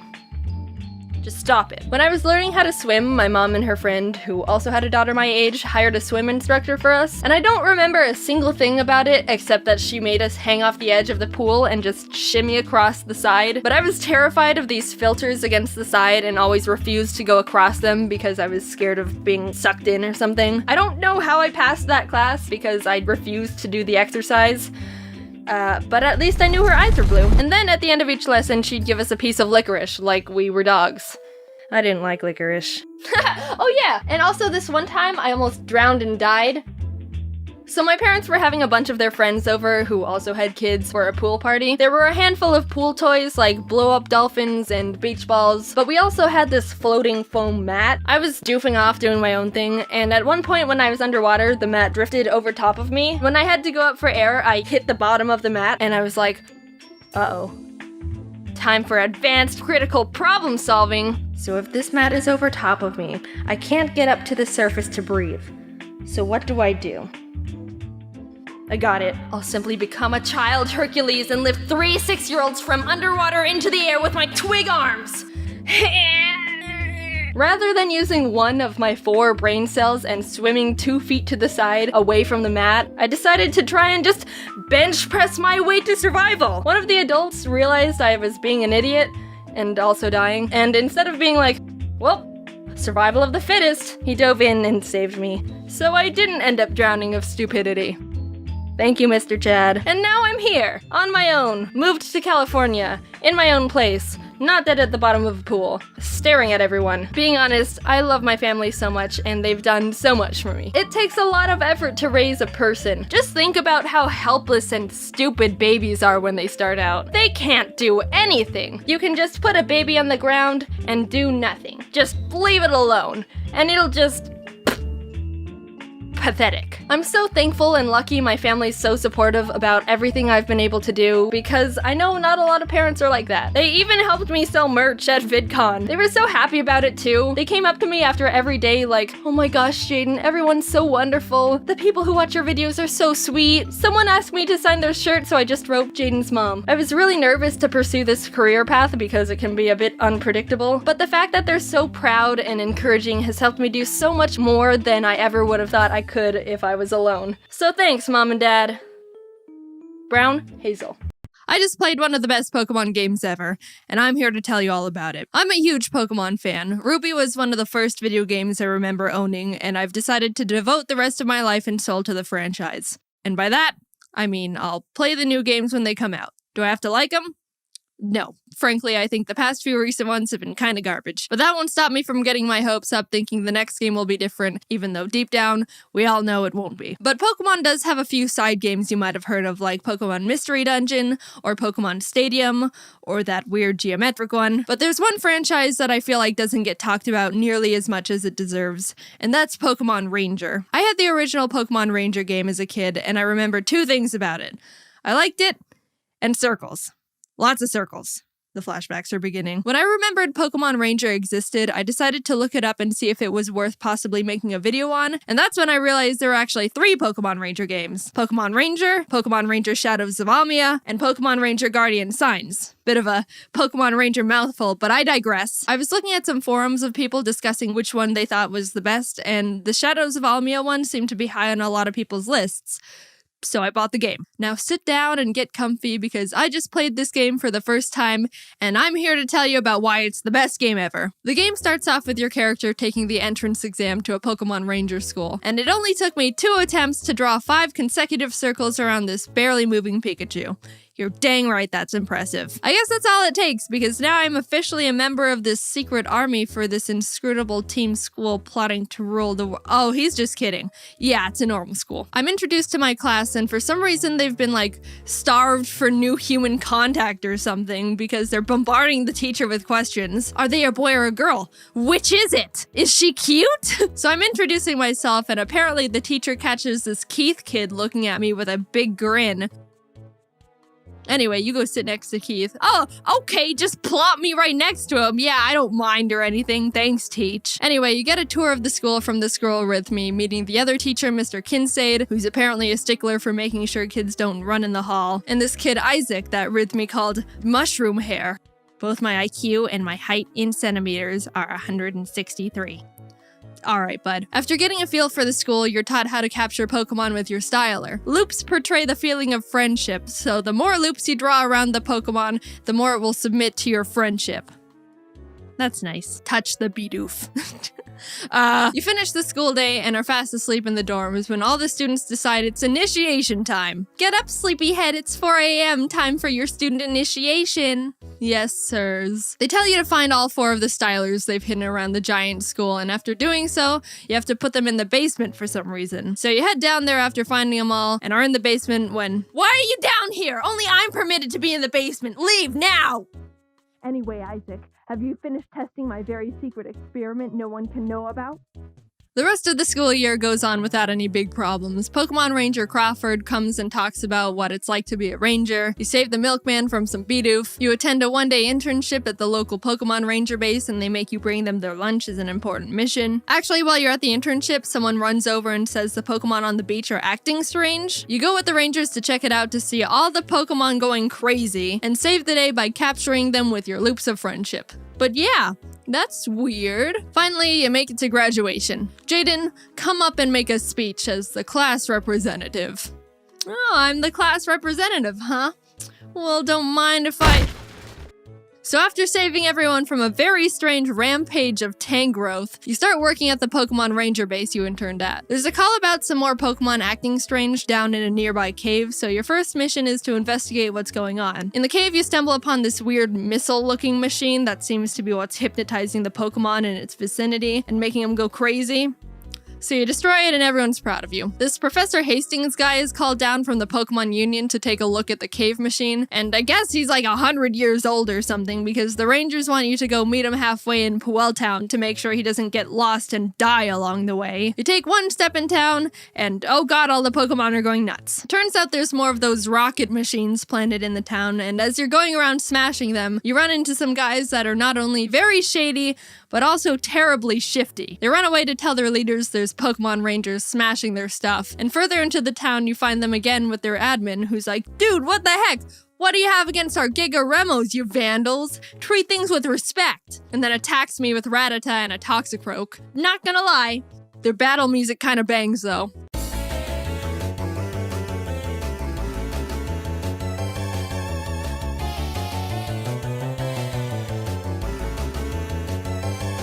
Turns out they're part of this gang called Team Dim Sun, and after capturing their Pokemon with friendship loops, they decide to retreat. We're able to find Professor Hastings and bring him back to the base to analyze what we now know are Giga Remo machines. He finds a tiny black crystal in the center that seems to be the thing that allows Team Dim Sun to control the Pokemon. The base considers this a problem, which is reasonable. And now the Pokemon Union starts getting involved, which is like the big head honcho of Pokemon Ranger bases where all the Ranger prodigies are. The story continues as the Union tries to uncover more about what Dim Sun is up to, and you keep interrupting their plans. You catch them trying to drill a tunnel in the side of a mountain. You catch them having a secret base and cargo ship in the middle of a volcano, which Mr. Kincaid is found to be part of Dim Sun. Big surprise, didn't see that one coming. You haven't been running in the ship's hallways, have you? You catch them mining hundreds of dark crystal shards in an abandoned mine. That one was a bit of a problem because apparently there was the mother of all shadow crystals. They are powerful enough to power this incredible machine they're in the middle of developing that they plan on using to control all the Pokemon within a 500-mile radius they got their grubby hands on and helicoptered away to their headquarters.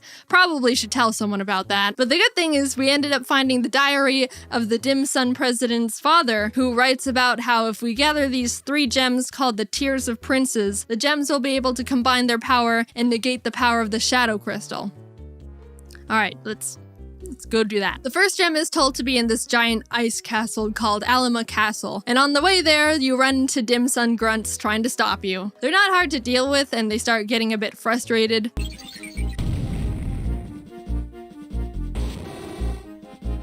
I want to pay you with a snowball. Hard. You make it to the castle after swimming through a bunch of ocean boulders and whirlpools that totally didn't slow me down at all, and end up at the castle where Dim Sun is already running around in trying to get the gem first. These guys are blocked from going any further because this giant chunk of ice is in front of the door, and the grunts are like, man, that's a big hunk of ice. If we made snow cones out of it, we'd be able to feed like 403 people. And then they see me standing there and are all, hey, that outfit! What are they called again? Pokemon Ranger?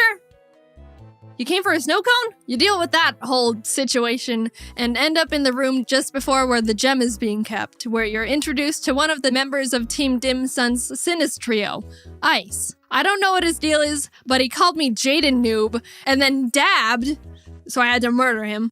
Well, I captured and freed his Frostlass, and he scurried away all, well, I didn't need the gem anyway. After gaining the trust of the Lucario guarding the gem with more of my loops, the blue gem of the Tier of Princes is mine. Fast forward a bit, and you get the red gem as well after defeating Sinistrio Lavanna and her Infernape. She doesn't dab, but she does do this sexy little dance. The guy from school, Keith, who's a ranger now, was assigned to get the yellow gem and hasn't come back yet, so the Union's like, alright, Jaiden, go check on him. You hop on a boat to the destination, but whoops, apparently a Wailord is in trouble. I'll just go down there and see. Yep, I thought so. These Dim Sun grunts are trying to kidnap a Wailord, and after destroying the machines that were trapping it, they decide to just grab a Wailmer instead and try to convince their boss it's a Wailord mini. You follow them on the rescued Wailord and start infiltrating their base. Down a hall, you discover the grunts squishing the Wailmer through the door, and as you follow them into the room, they're like, oh crap! Shoot. Do you want to deal with the ranger? Oh no, I'm too wimpy. I know. Let's apologize. Sorry. We got the Rangers' confidence! Charge! And then drop a truckload of Slackoth on me. After capturing all their Slackoth, they're like, oh no! And then all of them just grab me and shove me out of the room and lock it. Which honestly is more effective than like 99% of all video game villains. So you keep running through the base and end up actually finding mushroom-haired Isaac from Ranger School. He's been manipulated into building Dim Sun's incredible machine, and we agree to take him back to the Union after we finish up our business in the secret hideout. We finally encounter Mr. Kincaid, who's manning the Whalelord operation. He's being all maniacal, but we successfully capture his Glysker, save Whalmer, and bring Isaac safely back to the Union, where he gives us access to the incredible machine blueprints. Skipping ahead in the story a bit, we end up not being able to get the yellow gem because Heath, the last of the Sinis trio, kidnapped Keith and we exchanged him for the yellow gem. I kept trying to say no, but I guess it's good we saved him. The Union makes a plan to have their top rangers go and fly to Dim Sun's headquarters and face them head on. Jaiden, you can just sit in the corner and do nothing. But right as they leave to do that, the Sinis trio busts through the Union walls and are like, ha ha ha, we'll be taking this, and steal back Isaac because they need him to complete the incredible machine by midnight so they can activate the Shadow Crystal. Isaac complied because they threatened to kill his sister or something. So new plan, now I have to get Isaac back and basically destroy the machines that were protecting their building/incredible machine because, oops, I didn't mention this before, but they turned their entire building headquarters into the incredible machine. What? We basically just waltzed right through the front doors of the headquarters. Heh, that'll stop people from entering. What? How did you get in here? And battle our way up to Isaac, who's like, you're a bit too late. I totally just completed the entire machine and they're about to use it to hypnotize all the Pokemon in the region in like 5 minutes. Well, at least your sister's not dead. So you run to the top, defeating the Sinis trio every floor of the way, and grab the last Tears of Prince's gem. And you get to the top where you meet the Dim Sun president Blake Hall for the first time, and he's like, you're too late. It's time for darkness. Get her, Dusknoir. And then I capture it immediately. And he's like, just kidding. Get her, Darkrai! And then Darkrai just starts dipping me into darkness, and Keith has to come save me on his Staraptor. So Darkrai's like, well, then I'm gonna just dip these guys into the darkness, and throws Blake and his assistant into the void. Haha, but I decide to capture and free Darkrai anyway with the help of the Tears of Princes, and save the day. Yay, woohoo! I'm a hero! Time to take a nap. Now, Pokemon Ranger is a big game. It took me about 24 full hours to get through the game, so I had to leave out a lot, and I mean a lot, of other points in the story. There's even a bunch of side quests that are actually pretty entertaining and funny you can complete that help power up your styler. There's one where this guy says he researches smells and wants me to bring him the stench of a muck. So you do it, and he's like, yes, and puts it in a jar. Then later on in the game, he pops up again, and this time asks for a Weezing and a Skuntank, to which he's like, yes, and puts them in jars. Then he's like, thanks, dude, and you never see him again. The dialogue is absolutely amazing. This game has probably the best writing out of any Pokemon game I know of. Team Dim Sun is obviously the star of the show, and whenever they come on screen, you know they're gonna have something funny to say. At one point, while I was trying to get into their secret base in the volcano, I captured the Pokemon they were controlling, and they're like, time to make our escape, and set off dynamite, which exploded a giant boulder and blocked the entrance to the base, which they're like,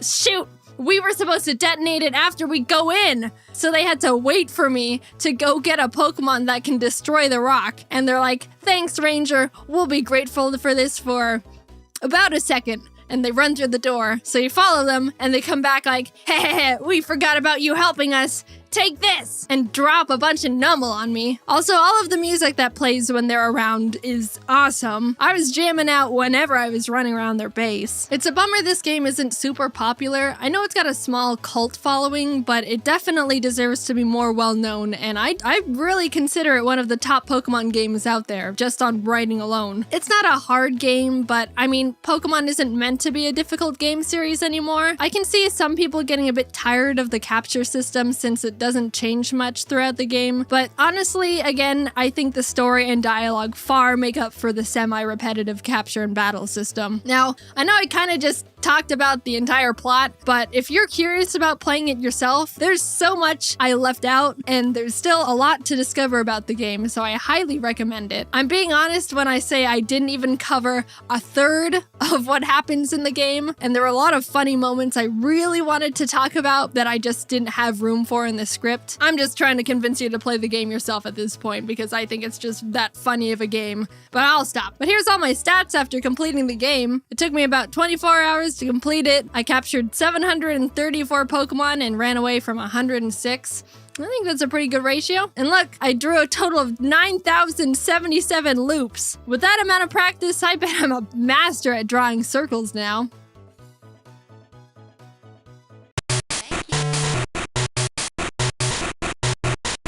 Oh no, that door is not locked. I watched that woman just waltz right through. Let me in right now or I swear to— As a kid, my first video game experience was when my parents got me a Game Boy Advance when I was 5. I would lay on the couch sideways to be under the lamp so I could actually see the game because otherwise it was like playing nothing. My parents eventually got me that big bulky light add-on so I wouldn't have to look like a moth whenever I wanted to play Super Circuit. Those were classic childhood days I look back on fondly. It's weird how technology was so good, but also straight up crap. You can't see the games because the screen is too dark?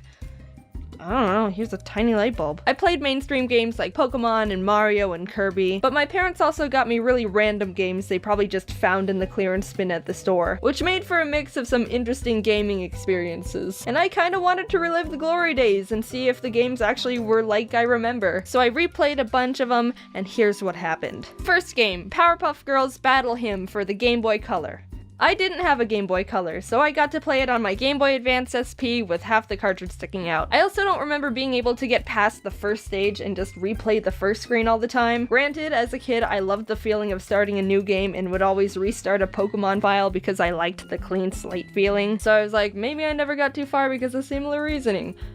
No. Not the case. This game can go die in a hole. I love it, it's my childhood, but oh my god, someone could hit all of them with a hammer and I would not be sad. You play as Bubbles, which, may I mention, looks weirdly buff. Even as a kid, I was like, is this Bubbles a man? You fly around and collect, like, everything. There's so many collectibles, and I don't know what any of them do. Rings, trading cards, plutonium, hearts, phones, people. But it's almost impossible, because the flying mechanics are like trying to control melting butter over a saucepan. The whole game is an ice level in the sky! There's also criminals afoot, and they're ready to fight you. You can beat them up, but I also like how if you just walk past them, they'll square up, and then just go, meh, whatever. This guy just straight up has a gun. Alright, who gave the nerd a gun? Ow, ow, stop, ow, stop! Also, what the heck is that? Is he hitting me? I don't think he's hitting me. I think he's just spinning angrily. Anyway, this game is bullcrap. The levels are huge and way too open for the screen size, so you get lost. Moving around is a nightmare. Things you need to do to progress are cryptic as heck. The first level, you've got to find a key after rescuing Miss Bellum. Where's the key?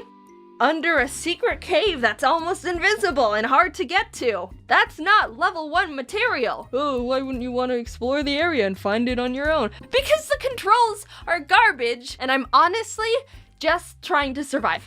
I stopped playing after getting halfway through the second area because it's all way too difficult to figure out without a guide. I watched this guy stream the game to see if I was just being an idiot with video games, and he wasn't having much different of an experience, so I felt better about myself after that. Next game, SpongeBob Battle for Bikini Bottom. As a kid, I remember really liking this game, probably because SpongeBob was my favorite TV show, so I was excited to revisit it.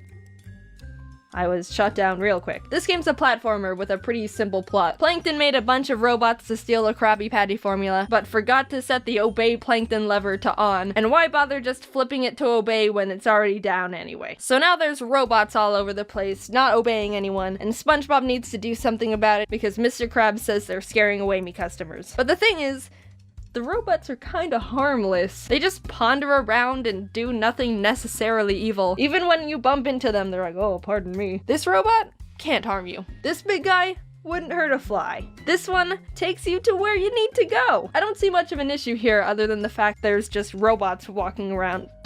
What was that? Does someone have a gun? Oh my god, this one's just a bazooka. So the majority of the enemies in the game aren't enemies. They're more just objects / platforms to help you get to the end of the level. But the thing about this game is that someone put the gravity to like 300%. SpongeBob can't jump high or far enough to cover almost any ground, so most of the time you have to redo a bunch of stuff because if you don't wait until the last little pixel of the platform, then you ain't making that jump. It's so tedious and adds a bunch of frustration to the game, not to mention the robots you're supposed to jump or stand on move so slow, and most of the time when you get to them, they're moving the opposite direction, so you have to wait for them to slowly float all the way back to you a decade later, only for you to miss the jump because the gravity is bricks. I played through the whole game, and the amount of times I died because I couldn't see the next platform, or had to take leaps of faith, or even just got hit with bullets out of nowhere was torture. Just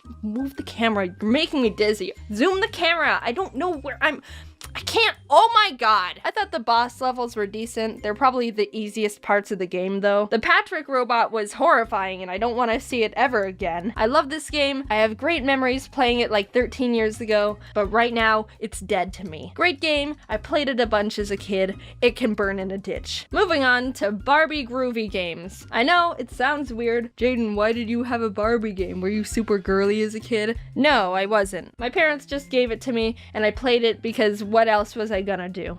Not play it? Unlike the other games I've talked about so far, this one's just a bunch of Barbie-themed mini-games. Tic-tac-toe, draughts, which is a fancy word for saying checkers, this weird horse racing version of Hangman, Connect 4. Fun fact about me, I will always lose at Connect 4. I think what happens is I just get too focused on what I'm doing to notice the other person winning. I suck at Connect 4 and I'm proud. There's a bunch of other games on there, some suck more than others, but the one I remember the most as a kid was Barbie's version of Snake. Conga line. I'm not joking. They took Snake and were like, but what if instead of a snake eating apples, it's a bunch of Barbies dancing in a conga line, and they can like pick up Barbies along the way to make a longer line. I love this game. It's stupid and hilarious, and I can't get enough of it. Look at those moves. They are having the time of their life in this bedroom, I think. Also, when you miss one of the girls, it becomes a weird, like, cult dance. Imagine that scenario right there in real life. That's terrifying, and I want it to be real. So the Barbie game was pretty fun. I lost at most of the other games against Teresa, but we don't need to talk about that. It's one of those pick up and put down wherever you want kind of games, and I understand why I liked it as a kid. Finally, we've gotten to the last game. This one's a bit different because it's a plug and play game. I had a couple of these as a kid. The SpongeBob plug and play, and the Nicktoons plug and play, and also the Disney one, but I didn't like that one as much. The Nicktoons plug and play was my favorite as a kid, so I wanted to replay that one. There's a Fairly Odd Parents game that's kind of just Pac-Man, Jimmy Neutron game with ladders and aliens, it's alright. A SpongeBob board game thing you can play with friends, but the games that I wanted to talk about are the Rocket Power one and the other SpongeBob game. There's two, and this is the better one. I loved the Rocket Power one, and would mainly play the plug and play just for this game specifically. It's basically a top-down scroll game where you avoid obstacles, go through flags, and grab collectibles for points. But that wasn't my favorite aspect of the game. I liked this part. You get points from jumping and literally demolishing other skateboarders. My 7-year-old self would go out of my way every level to destroy as many other children as possible. I didn't care how much it slowed down my time. That was not my objective here. Overall, 10 out of 10 game, entertained me for years. The objective of the SpongeBob game was to shoot Krabby Patties into the mouths of everyone in town and grab the money they toss on the ground. I mean, it's not conventional, but I guess there's nothing particularly wrong with that business exchange. Everyone just wants a Krabby Patty, so as long as you don't run out of patties, you can kind of just shoot them at whoever. Oh geez, sorry about that, man. I didn't. Alright, besides that guy, you can just shoot them at. Oh no! Is that kid dead? What happened there? I mean, he looked not too upset about the fact I just popped his balloon while he was dangling 15 feet in the air. I guess the world moves on. I'll just not think about it and keep doing this Krabby Patty stuff. Alright, cool. It didn't hinder me at all in the end. It was for the greater good. Another 10 out of 10 game. That was my nostalgic trip down weird video game lane. It was surprisingly fun and also not fun to revisit these old games. Opening them up again and seeing the graphics and hearing the music gave me immediate flashbacks to when I played them 15 plus years ago. But also trying to actually beat them made me want to never play them ever again and kind of tainted the illusion they were good and fun games. Looking at you, Powerpuff Girls and Battle for Bikini Bottom. Did I have fun? Yes. Kinda. Alright, I actually think I had more frustrated hours than fun hours. But did I have at least a little fun? Yes. The ratio doesn't matter. That much. Should you do this? I don't care. Hair is most often one of the most defining things someone can have to distinguish what kind of person they are. Artsy, sophisticated, Asian, bald. Hey, did you know that you're bald? Yes, thank you! My mom is a hairdresser, so I've been lucky enough to never have to worry about haircuts. Ever. Free haircuts for life! That's the biggest positive to having a hairdresser as a parent. Unless your parent doesn't give you special treatment. There you go, sweetie, I love you. Oh, you're so handsome. That'll be $50. But mine does, so that sucks for you. I've never had anyone else cut my hair, and it wasn't until I moved to California that I realized I didn't trust anyone else to cut my hair. Like I said, hair is something that makes an impact on first impressions, and if you get a bad haircut, it's pretty much expressing, hello, nice to meet you. Yes, I do make bad decisions. I've got really dummy thick hair, and a lot of it. People often give me compliments on my dummy thick hair, but it's really not as great as you think it is. I'm sure there's a bunch of ways I can style it to be really cool and nice, but I was cursed with not giving a crap, so most of the time I just try to get by without doing anything. I need a haircut that's just naturally good 99% of the time, because if it's not, then what am I gonna do about it? Just feel dusty that day, that's what. That's the yin to the yang of having a hairdresser parent. Since my mom did my hair every day growing up, I never learned how to do anything good with it myself. And now I'm out of the nest and at the mercy of the hair gods, armed with no skills whatsoever. So that's why I was really nervous about going to a new hairdresser at first. How is a random, highly trained professional stylist who's been doing hair for 20 years gonna know anything? My mom knows what I like. But I went to a really good place and they did a good job and I like it. It looks exactly the same and like I didn't spend more money than I should have to get it done. The style I have right now is pretty generic. Bangs that swoop to the side and medium length with layers. I'd also like to mention how it doesn't do the weird tufty swoops like this in real life. I don't know how I ended up drawing myself like this. Also, literally no one can draw it and they complain to me about it when they try, so sorry about that. But something you probably didn't know about me is that I have an undercut, and you wouldn't see it because it's hidden when my hair is down.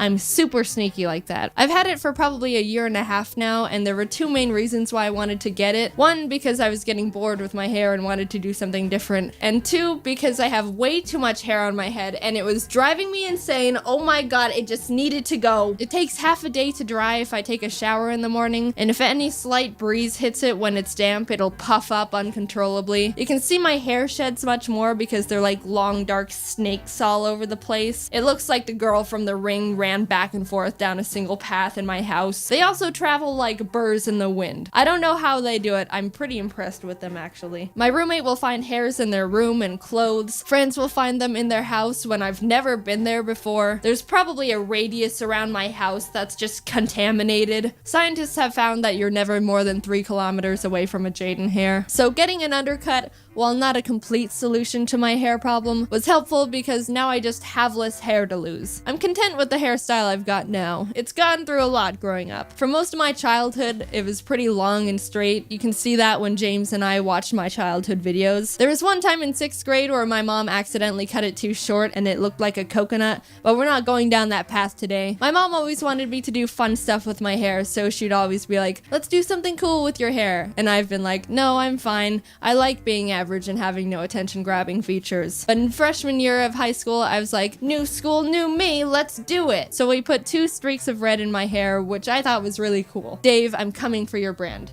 Twice. That lasted maybe half a year until I wanted to change the color of the streaks, so we went a little further and made them purple into pink streaks. Then after I got bored of that, we went even further, and instead of having the streaks, we made the ends fade into purple into pink. I like that one a lot because you could see the color more often. Then in college, I changed from purple into pink into purple. It was more subtle, but I liked it a lot. It was probably my favorite of the color styles I had. Everything was great about the colored hair, except not because it was annoying. If any of you have had colored hair, which I'm assuming statistically at least one of you have because it's the internet and we're quirky, then you know the hell of maintaining colored hair. Right after you get it done, you take a shower and all of a sudden the dye is staining the water and the bathroom and literally everything. Goodbye, white towels. I never trusted you anyway. You go to sleep with damp hair.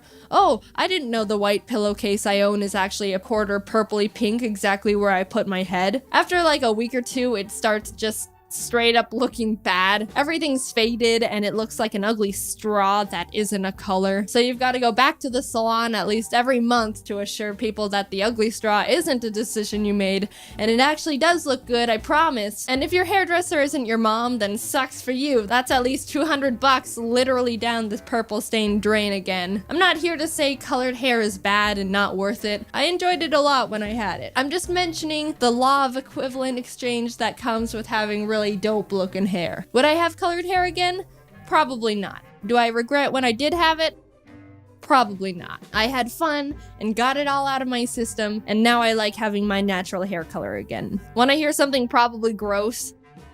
No, wait, please don't leave. One time when I was a kid, it was Sunday morning, and I went into my parents' room to watch cartoons on their TV. And as I got onto their bed to get comfy, I felt something weird and tickly on my leg. So I looked to see what it was, and somehow one of my mom's hairs was thick enough to pierce through a shallow part of my skin and out again. So it was like I sewed my leg with one of my mom's hairs. It didn't really bother me, I just pulled it out and kept watching cartoons, but I still think about it every once in a while. I think my mom's Hercules. I like my hair. I wish I knew more about how to style or do stuff with it. I'm kind of intimidated by my hair because I don't want to make it look bad, so I'm content with just having it do its thing most of the time, and if it's bad, it's only like 50% my fault. Luckily, I can draw it in any way I want, and you'll never know if it's messed up or not. I was a child once. Alright, into the stories. I was a good kid growing up. I did what my parents said, followed their rules, ate what they put on my plate, maybe a bit too well. Flashback to the green bean incident. My mom told me that when I was a small toddler, sometimes I'd have horrible tantrums and rip all the sheets off my bed and sweep everything on my shelves onto the floor in an emotional outrage. She'd have to crack my door open afterwards and say, "Are you done?" so she could help me put everything back. If I wasn't, she'd lock me in my room for a bit longer as I continued being an indignant little tornado and try again in 10 minutes. I've grown out of that phase, luckily. I'm so conditioned to want to follow the rules and not do anything bad that people on multiple occasions have told me, "Jaiden, you're so good all the time. You've got to be rebellious every once in a while." And I say, no. Is that a start? I was such an obedient kid, I've only been grounded once in my entire life, and that story is pretty pathetic. I was maybe 6 at the time and my parents were going out for a date night or whatever to get out of the house. Understandable. Jax was a pretty exhausting kid to deal with, so they left us with a babysitter. Now, as a kid, having a babysitter is emotionally conflicting. On one hand, you don't want this rando middle school kid to be telling you what to do. Go to bed. Psh, you're not my mom. You're not even old enough to go to the bathroom at school without asking for permission. Don't tell me what to do. But on the other hand, babysitters let you get away with way more than your parents. Oh, yeah, mom always lets us have 3 Oreos. It's okay. It's fine, don't worry. Normally we only get to have 2 Oreos. We're so sneaky. It was getting late that night, and before it was my bedtime, I wanted to play outside on our rickety little playset. Now, I'd already gotten ready for bed. I was in my pajamas and brushed my teeth, but I figured it's not past my bedtime yet, so everything's fair game. So the babysitter watched me swing on the swings for like 5 minutes and then go down the slide one time. In the morning, when my parents were back, I woke up and they were like, "You're in trouble." Did I do something? What do you think you did? I don't know. Why do adults say that to children, by the way? What do you think you did? I don't know. Seems like you don't even know what I did and are trying to get me to rat myself out. The babysitter told us that last night you played in the backyard in your pajamas. What? We don't want you playing outside in your pajamas. You're grounded tomorrow. What the fuck? So I was grounded for a day because I played outside in my pajamas. But I cheated like 5 minutes of TV by sneak watching from around the corner, so who's the rebellious one now? There's this golf course a block or two down from my house that had a little lake, and my dad and I would ride our bikes to it every once in a while to feed the ducks. Also, yes, I know ducks shouldn't eat bread. If you didn't know that, don't feed wild ducks bread. Give them candy bars. We were feeding the ducks, minding our own business, when all of a sudden we hear from across the lake, Mabel! Mabel! There was a neighborhood of houses next to the golf course so people could look out and see the golfers, and in the distance across the lake, some lady was yelling, Mabel! Mabel! Wonder where Mabel is. Mabel, get over here! What are you doing? She's talking to me. Mabel, you're in so much trouble! My dad and I didn't know what to do. This lady in the distance thought I was Mabel when I was not Mabel. I am Jaiden, but she didn't know that. Mabel, what are you doing? Get back here! We pedaled away. Now, let's put ourselves in the point of view of this lady across the lake. She walks out into her backyard. What a wonderful evening. I think I'm gonna treat myself to some relaxation time out in my backyard. Working my 9-to-5 job and managing 3 children as a single mom sure is hard work, especially since my doctor says I need to lower my stress because it's starting to take a toll on my depression. Okay, maybe a bit too much creative interpretation. She's in the backyard, she looks out across the lake, and what? Who's that? Is that little old Mabel across the lake? How'd she get there? And wait, is that a strange man with her? What the? Mabel, what are you doing? Get over here! That girl is in so much trouble when she gets back home. I've told her so many times about the dangers of... Is she pedaling away with him? I hope Mabel wasn't in too much trouble when she got back home. Sorry, Mabel. This story didn't happen necessarily during my childhood, more teenagehood, but I think it's kind of funny, so I'm telling it. I went ice skating with a couple of friends one winter, maybe when I was 15, 16. It was busy, but not too busy. Side note, one time my friend invited me to go ice skating, and we were the only 2 there. It was dope, but also felt like a weird ice rink Twilight Zone. Anyway, so we were skating around, you know, like what we went there to do. I'm not anywhere near close to a good ice skater, but I hadn't fallen on my butt or head, so I considered it a successful day. After a while, we decided to do one more loop around the rink, and right before we were done, this little boy skates up to me. I wasn't very old at the time, but he was definitely younger than me, maybe 13 or something, I don't know. I looked down at him confused, and he goes, I like your hat. Oh, by the way, I was wearing a knitted hat that looked like a raccoon, so it was a good hat. Will you hold something for me? Oh, okay. And I'll never forget what he says. This is possibly one of the smoothest things I've ever heard from a little 13-year-old boy. So he goes, will you hold something for me? And I go like, okay, what is it? And he goes, my hand. I had no expectations on what he was gonna say, but that one definitely caught me off guard. I was so startled by his...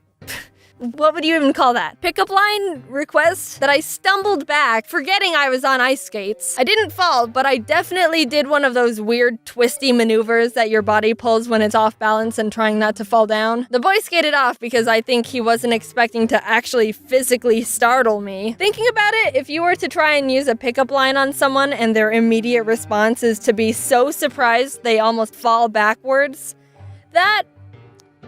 I don't know how to interpret that. Obviously, it's not what you want, but, I mean, that's gotta be some sort of achievement. Alright, yeah, I know I just made a video about school stuff like a couple weeks ago, but you know what? I just gotta vent a little here, okay? You'll understand in a bit. For my graphic design history lecture, we had to make a 3 to 4 minute video summarizing every chapter we covered during the semester. And the horrible twist was... it was a group project. Now, the thing about a college lecture is that you don't know anyone. You come in, sit down wherever you want, listen to the professor talk for like an hour and a half, and then you leave. Maybe one time you'll forget a pencil and have to ask the person sitting in front of you for one, and then you forget to give it back and now you have some random stranger's pencil. But they don't care. No one cares. Welcome to college. When the professor dropped it on us that it was a group project, everyone was like, oh god, friggin', now I gotta pretend like I know these hockey pucks. Basically, everyone just turned around to the closest person around them and was like, you want to be in a group?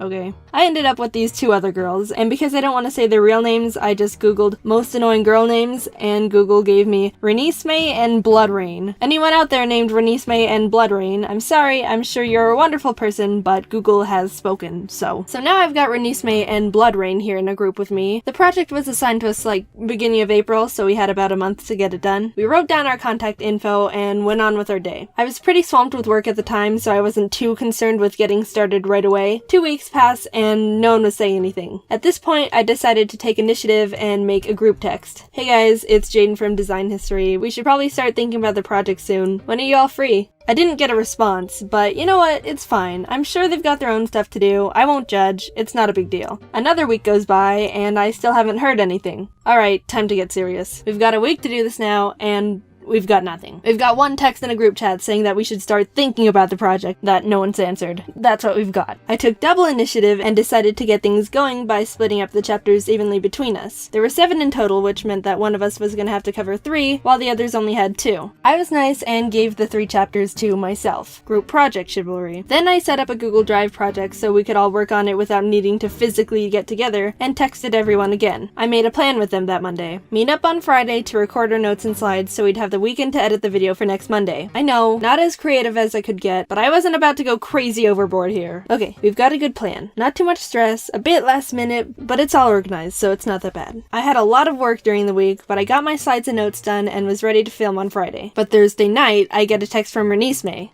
Hey, so I can't meet up with you guys tomorrow because I have something going on. Huh. I got that feeling, like this was the start of something really bad. The little snowball of horribleness that was about to start barreling down the hill of f*** you and crash right into my little cabin of composure.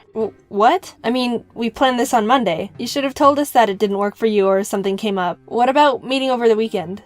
I have work from 7 a.m. to 10 p.m. Saturday and Sunday.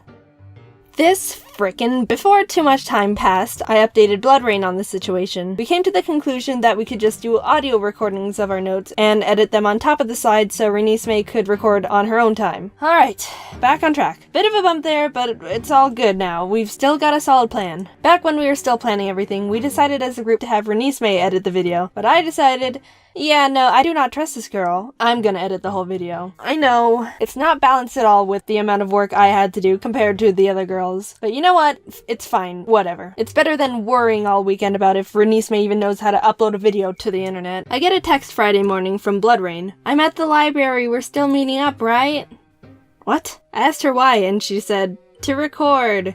Okay, we don't need to meet up for that, but I'll give her the benefit of the doubt. Maybe she doesn't know how to record audio or something and she needs help. So I head over to the library with my microphone and we get a table in the corner. Alright, so just read off your notes into the mic and I'll put them in the video. And you know what this girl does? She starts reading the most horrendous notes I have ever heard in my entire being. This girl, this is what she did, right? When I made my slides in the project, I had terms, vocabulary, and key artists from the chapter. The notes looked like this. A few main points in terms, and then a couple artists. The reason they looked so barren is because in my audio, I was going to explain them. This girl, Bloodrain, literally looked at my slides and said, alright, this is what I have to do. Wrote her notes exactly like my slides, and thought she could just read them like that without any details or cognitive thought. Are you kidding? How did you even pass grade preschool? I just sat there in disbelief while the girl read the saddest excuse for notes in the most unenthusiastic monotone voice you could imagine. When she was done, she just turned and looked at me like, I'm done. Do you have any notes explaining what you talked about? No? Okay. Can you get some notes explaining all your terms and artists? Because for the video, we have to explain why you put them in the video, you know? Oh, okay. I got back to my dorm and had to take a breather. Okay, that was pretty bad, but it's fine. She'll fix them, send them to me, and I can get started on the video. No big deal. Things seem pretty crap, but I'm staying optimistic. It's fine. Okay guys, so can you get me your audio by tonight or tomorrow so I'll have time to edit the video by Monday? Thanks. They both sent their audio to me past midnight on Saturday. Alright. So I've literally got one day to basically do this entire project now. I'm pretty ticked about this, but I'm too tired at this point to get angry. Like I said, I had a lot of work to do during the week, and I just don't have the energy left to exert being mad. I woke up at 8 the next morning and got to work. Okay, so first things first, I've got to edit all our audio together. I opened up all our clips and put them into the audio software. Remember how the video is supposed to be 3 to 4 minutes long? This was 16 minutes! What the frig? That's 400% over the limit! I'm laughing because it hurts. Their recordings went past the time limit just on their own without anything else. Ha! Oh shoot! I guess I'll have to listen to this whole thing and see if I can somehow manage to edit it under the limit. I hit play and began listening to the recording, and I couldn't believe what was playing back to me. This is how much I didn't know the girls in my group. I hadn't even heard their voices before this project. The first part was Renisme's, and she had the thickest, almost undecipherable Asian accent I have ever come across. I really don't mean to be rude or disrespectful or any of that. It's freaking hard to learn a second language. Massive props to whoever is bilingual. But come on. My roommate came in and I played her the recording, and her facial expression morphed into a, I am both in disbelief and extremely sorry for you. At one part, Blood Rain literally recorded herself on her phone in a car. Wow, look at this great audio! What are you doing? Oh, just recording audio for my final project, nothing much. I ended up spending 2.5 hours just cutting all our audio down. I think it still ended up being like 5 or 6 seconds over, but I couldn't do anything else about it, and I didn't even have the video portion started. So sparing you all the painful details of how I literally spent the entire day working on the dumb project by myself. No, you know what, not even by myself. My team was literally tripping me up, making me end up doing more work than if I just did it completely on my own. And you know how I kept saying that I was really busy during the week with other things? Yeah, I meant busy as in every single day leading up to that Friday, I had a major final exam for a different class to do. You guys suck! Just as I started exporting the final project, one of my really good friends came by to see if I wanted to go get something to eat. He noticed how absolutely awful I looked. What happened? I'm dead. I spent what was left in the day with a few of my buddies. Then at 11:30 in the freaking PM, I get a text from none other than Renisme. How's the video going? Wow, I'm glad you're so concerned with the video that you decided to check up on it 30 minutes before the turn-in time. I finished it after 8 hours of editing. Oh, cool. Not even a flippin' thank you. I literally did the entire Project Free Twats in the span of one day, but I guess a thank you is too much to ask for. My bad, sorry. You know, I'm not an angry person, pretty much the opposite, and I don't like confrontation. As absolutely pissed off as I was at these girls, I honestly didn't have any energy left to rant to them about how they were being literal dirt wipes. So you know what I did instead? I'm the one who's editing the video, right? I'm the one with complete control over what goes into the final project, right? In October, I went on the first vacation I've been on with my family in years. My dad works super hard all the time, so normally it would be either my brother, mom, and me, or just me and my mom, and even those vacations became pretty sparse. It's been over 10 years since we've all had a family vacation, and all of a sudden we have a week to be squished together in a foreign country. So how'd this one go? Day 1. We arrived at the Tokyo airport after a nice and easy 11-hour flight and got off the plane like, wow, I can't believe we finally made it. We've been planning and looking forward to this trip for almost a year, and it's finally happening.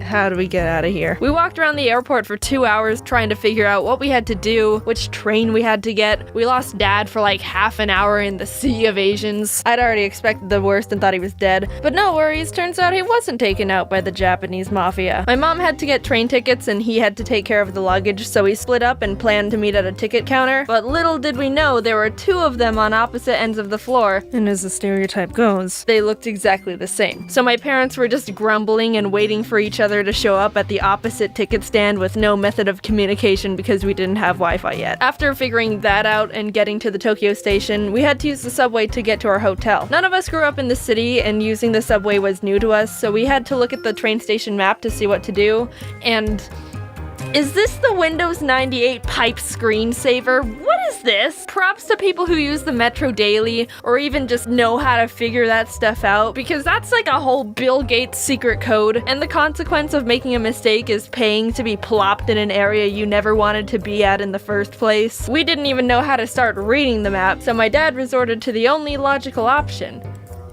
Do you speak English? Do you speak English? Konnichiwa. Please, help us. 英語話せるわけねえじゃねえか、外人のバカ。迷子になれ。A good 90% of the time we were lost and not knowing where to go, so my dad would keep walking up to random Japanese people and trying to communicate with them in English, even though we were in a country that doesn't speak English. And when they obviously wouldn't understand, he would just try to say it all again, but slower. Like that was gonna make a difference. But we found a guy named Paul who helped us out. Thank you, Paul. Konnichiwa. Japan is super different from the States. I didn't really know what to expect, but my mom and I were super hyped after experiencing and learning about the culture. Dad and Jax, not so much, but they liked the food. So here's what happened. First morning, woke up early to do a Tokyo bus tour. This time, after our best friend Paul taught us the ropes, we were experts at navigating the subway. We got on the wrong train. We stopped at a cafe for breakfast, and it was at that point where I realized I wasn't going to be able to use the image translation app I downloaded to try and make communication easier while we were there. It would have been super awesome to just hover the camera over the Japanese symbols and have the phone immediately be like, hey, this is what this says. But it wasn't working the way I thought it would. I don't speak Japanese, but I'm pretty sure they weren't selling a surprised egg topped with the first time in fabric. This wife. I don't think that's a thing. Who married an egg and why is she so surprised? The tour was fun. We went to a forest with some shrines, saw some sumo wrestlers, went up the Tokyo Tower. Pretty cool Asian stuff. Second day, we walked on Japan's big famous crosswalk that looks like the B-movie's traffic system. Pressed F for the dog that waited 9 years for his dead owner to return from the train station. I love you, Hachiko. Went to a hedgehog cafe. Got on the wrong train. Mega Donuki! Spent way too much money at the Pokemon Center. Won nothing at a big arcade. And then collapsed into bed. I should probably slow things down a bit so you can really take in. Day whatever! Wrong train! Rice triangles! Tiny banana snack! My brother said it tasted weird. Walking tour! Oh god, my legs hurt! More noodles! Went to sleep. We had another bus tour around Kyoto, and one of the stops was this 1,000 golden statues temple that was really cool, and we learned about a bunch of gods, one of which I, a Pokemon master, already recognized since it was the inspiration behind Thundurus.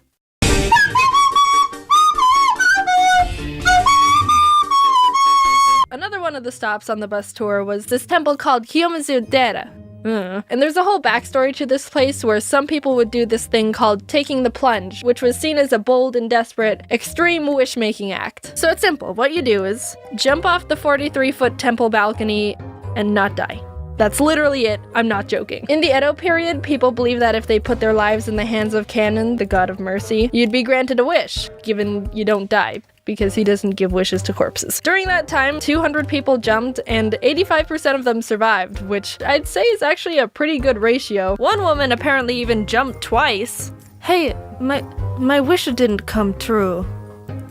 Well, I guess I jump again. Well, they don't let you do that anymore. Which I think is fair, I guess. Anyway, that wasn't even where I was going with that place. There's this little shrine area at the foot of the temple with 3 waterfalls, each representing either longer life, wisdom, or love. And if you drink from one of them, it's believed that you'd be granted that particular category in life. But you only get 1 drink. Thirsty hoe. So I go up there with my long cup on a stick you get, and was watching what everyone else was doing. They would get the water in the cup, wash one hand at a time, then pour some water into one hand to drink from, and let the rest drip into the pool below. Anyway, cutting to the chase, basically, you're in the presence of some pretty intense wisdom right now. Also, there wasn't any place to dry your hands afterwards, so I got wisdom water all over my pants. After that, we saw the 1,000 red gates. You're allowed to walk under them, but apparently it takes like 3 hours to get through them all, and we didn't have that time, so we walked under like 10 and called it a day. After waking up with some French toast that was lightly dusted with a pound of sugar, my mom and I went to the Studio Ghibli Museum. I can't express how incredible that place was. I would recommend it to anyone who has an appreciation for Ghibli,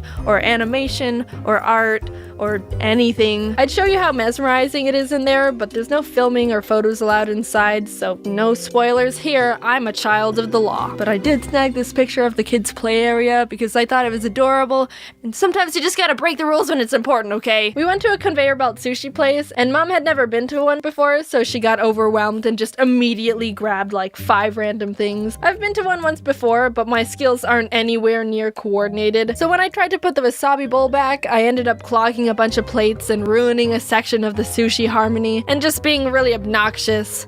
And I felt really bad. The next day, we almost got on the wrong train.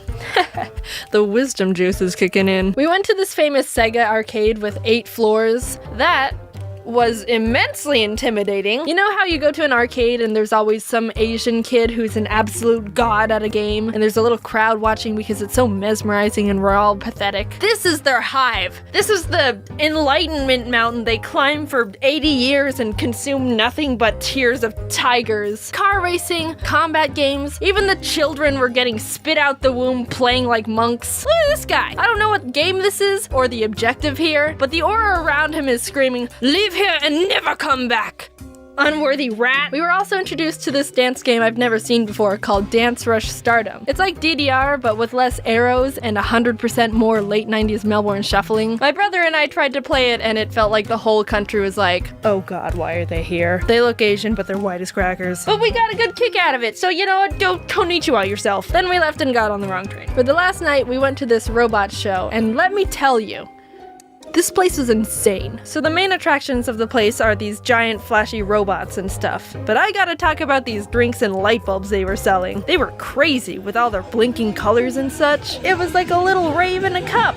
Like, dude, who comes up with this stuff? Benjamin Franklin wishes he did, I'll tell you that. You got to choose from like 4 drink choices, but most of them were alcohol, so I got this peach juice instead. I'm legally allowed to drink now, but I'm not the biggest fan, and who knows how outrageous the drink would have looked if I was a bit tipsy. Anyway, definitely one of the most insane things I saw there, for sure. Top of the list of the entire show. Nothing compares to the little light bulb. Japan was so much fun, and it's become one of my favorite memories with my family. But the thing is, when I started this script, I wanted to briefly mention what we did so I could talk about how much trouble I had getting back home, because that was a whole situation of classic Jaiden I thought you would enjoy. But here I am on page 4 of the script, and I haven't been able to talk about anything. I don't like breaking stories into different parts, but we're not animating a 20-minute video. I'd rather put my hands in the life of canon. Twice. So yeah, see you in a few weeks with that. Sometimes you just gotta believe there's something that'll give you relief. There's something that'll have what you need, what you need.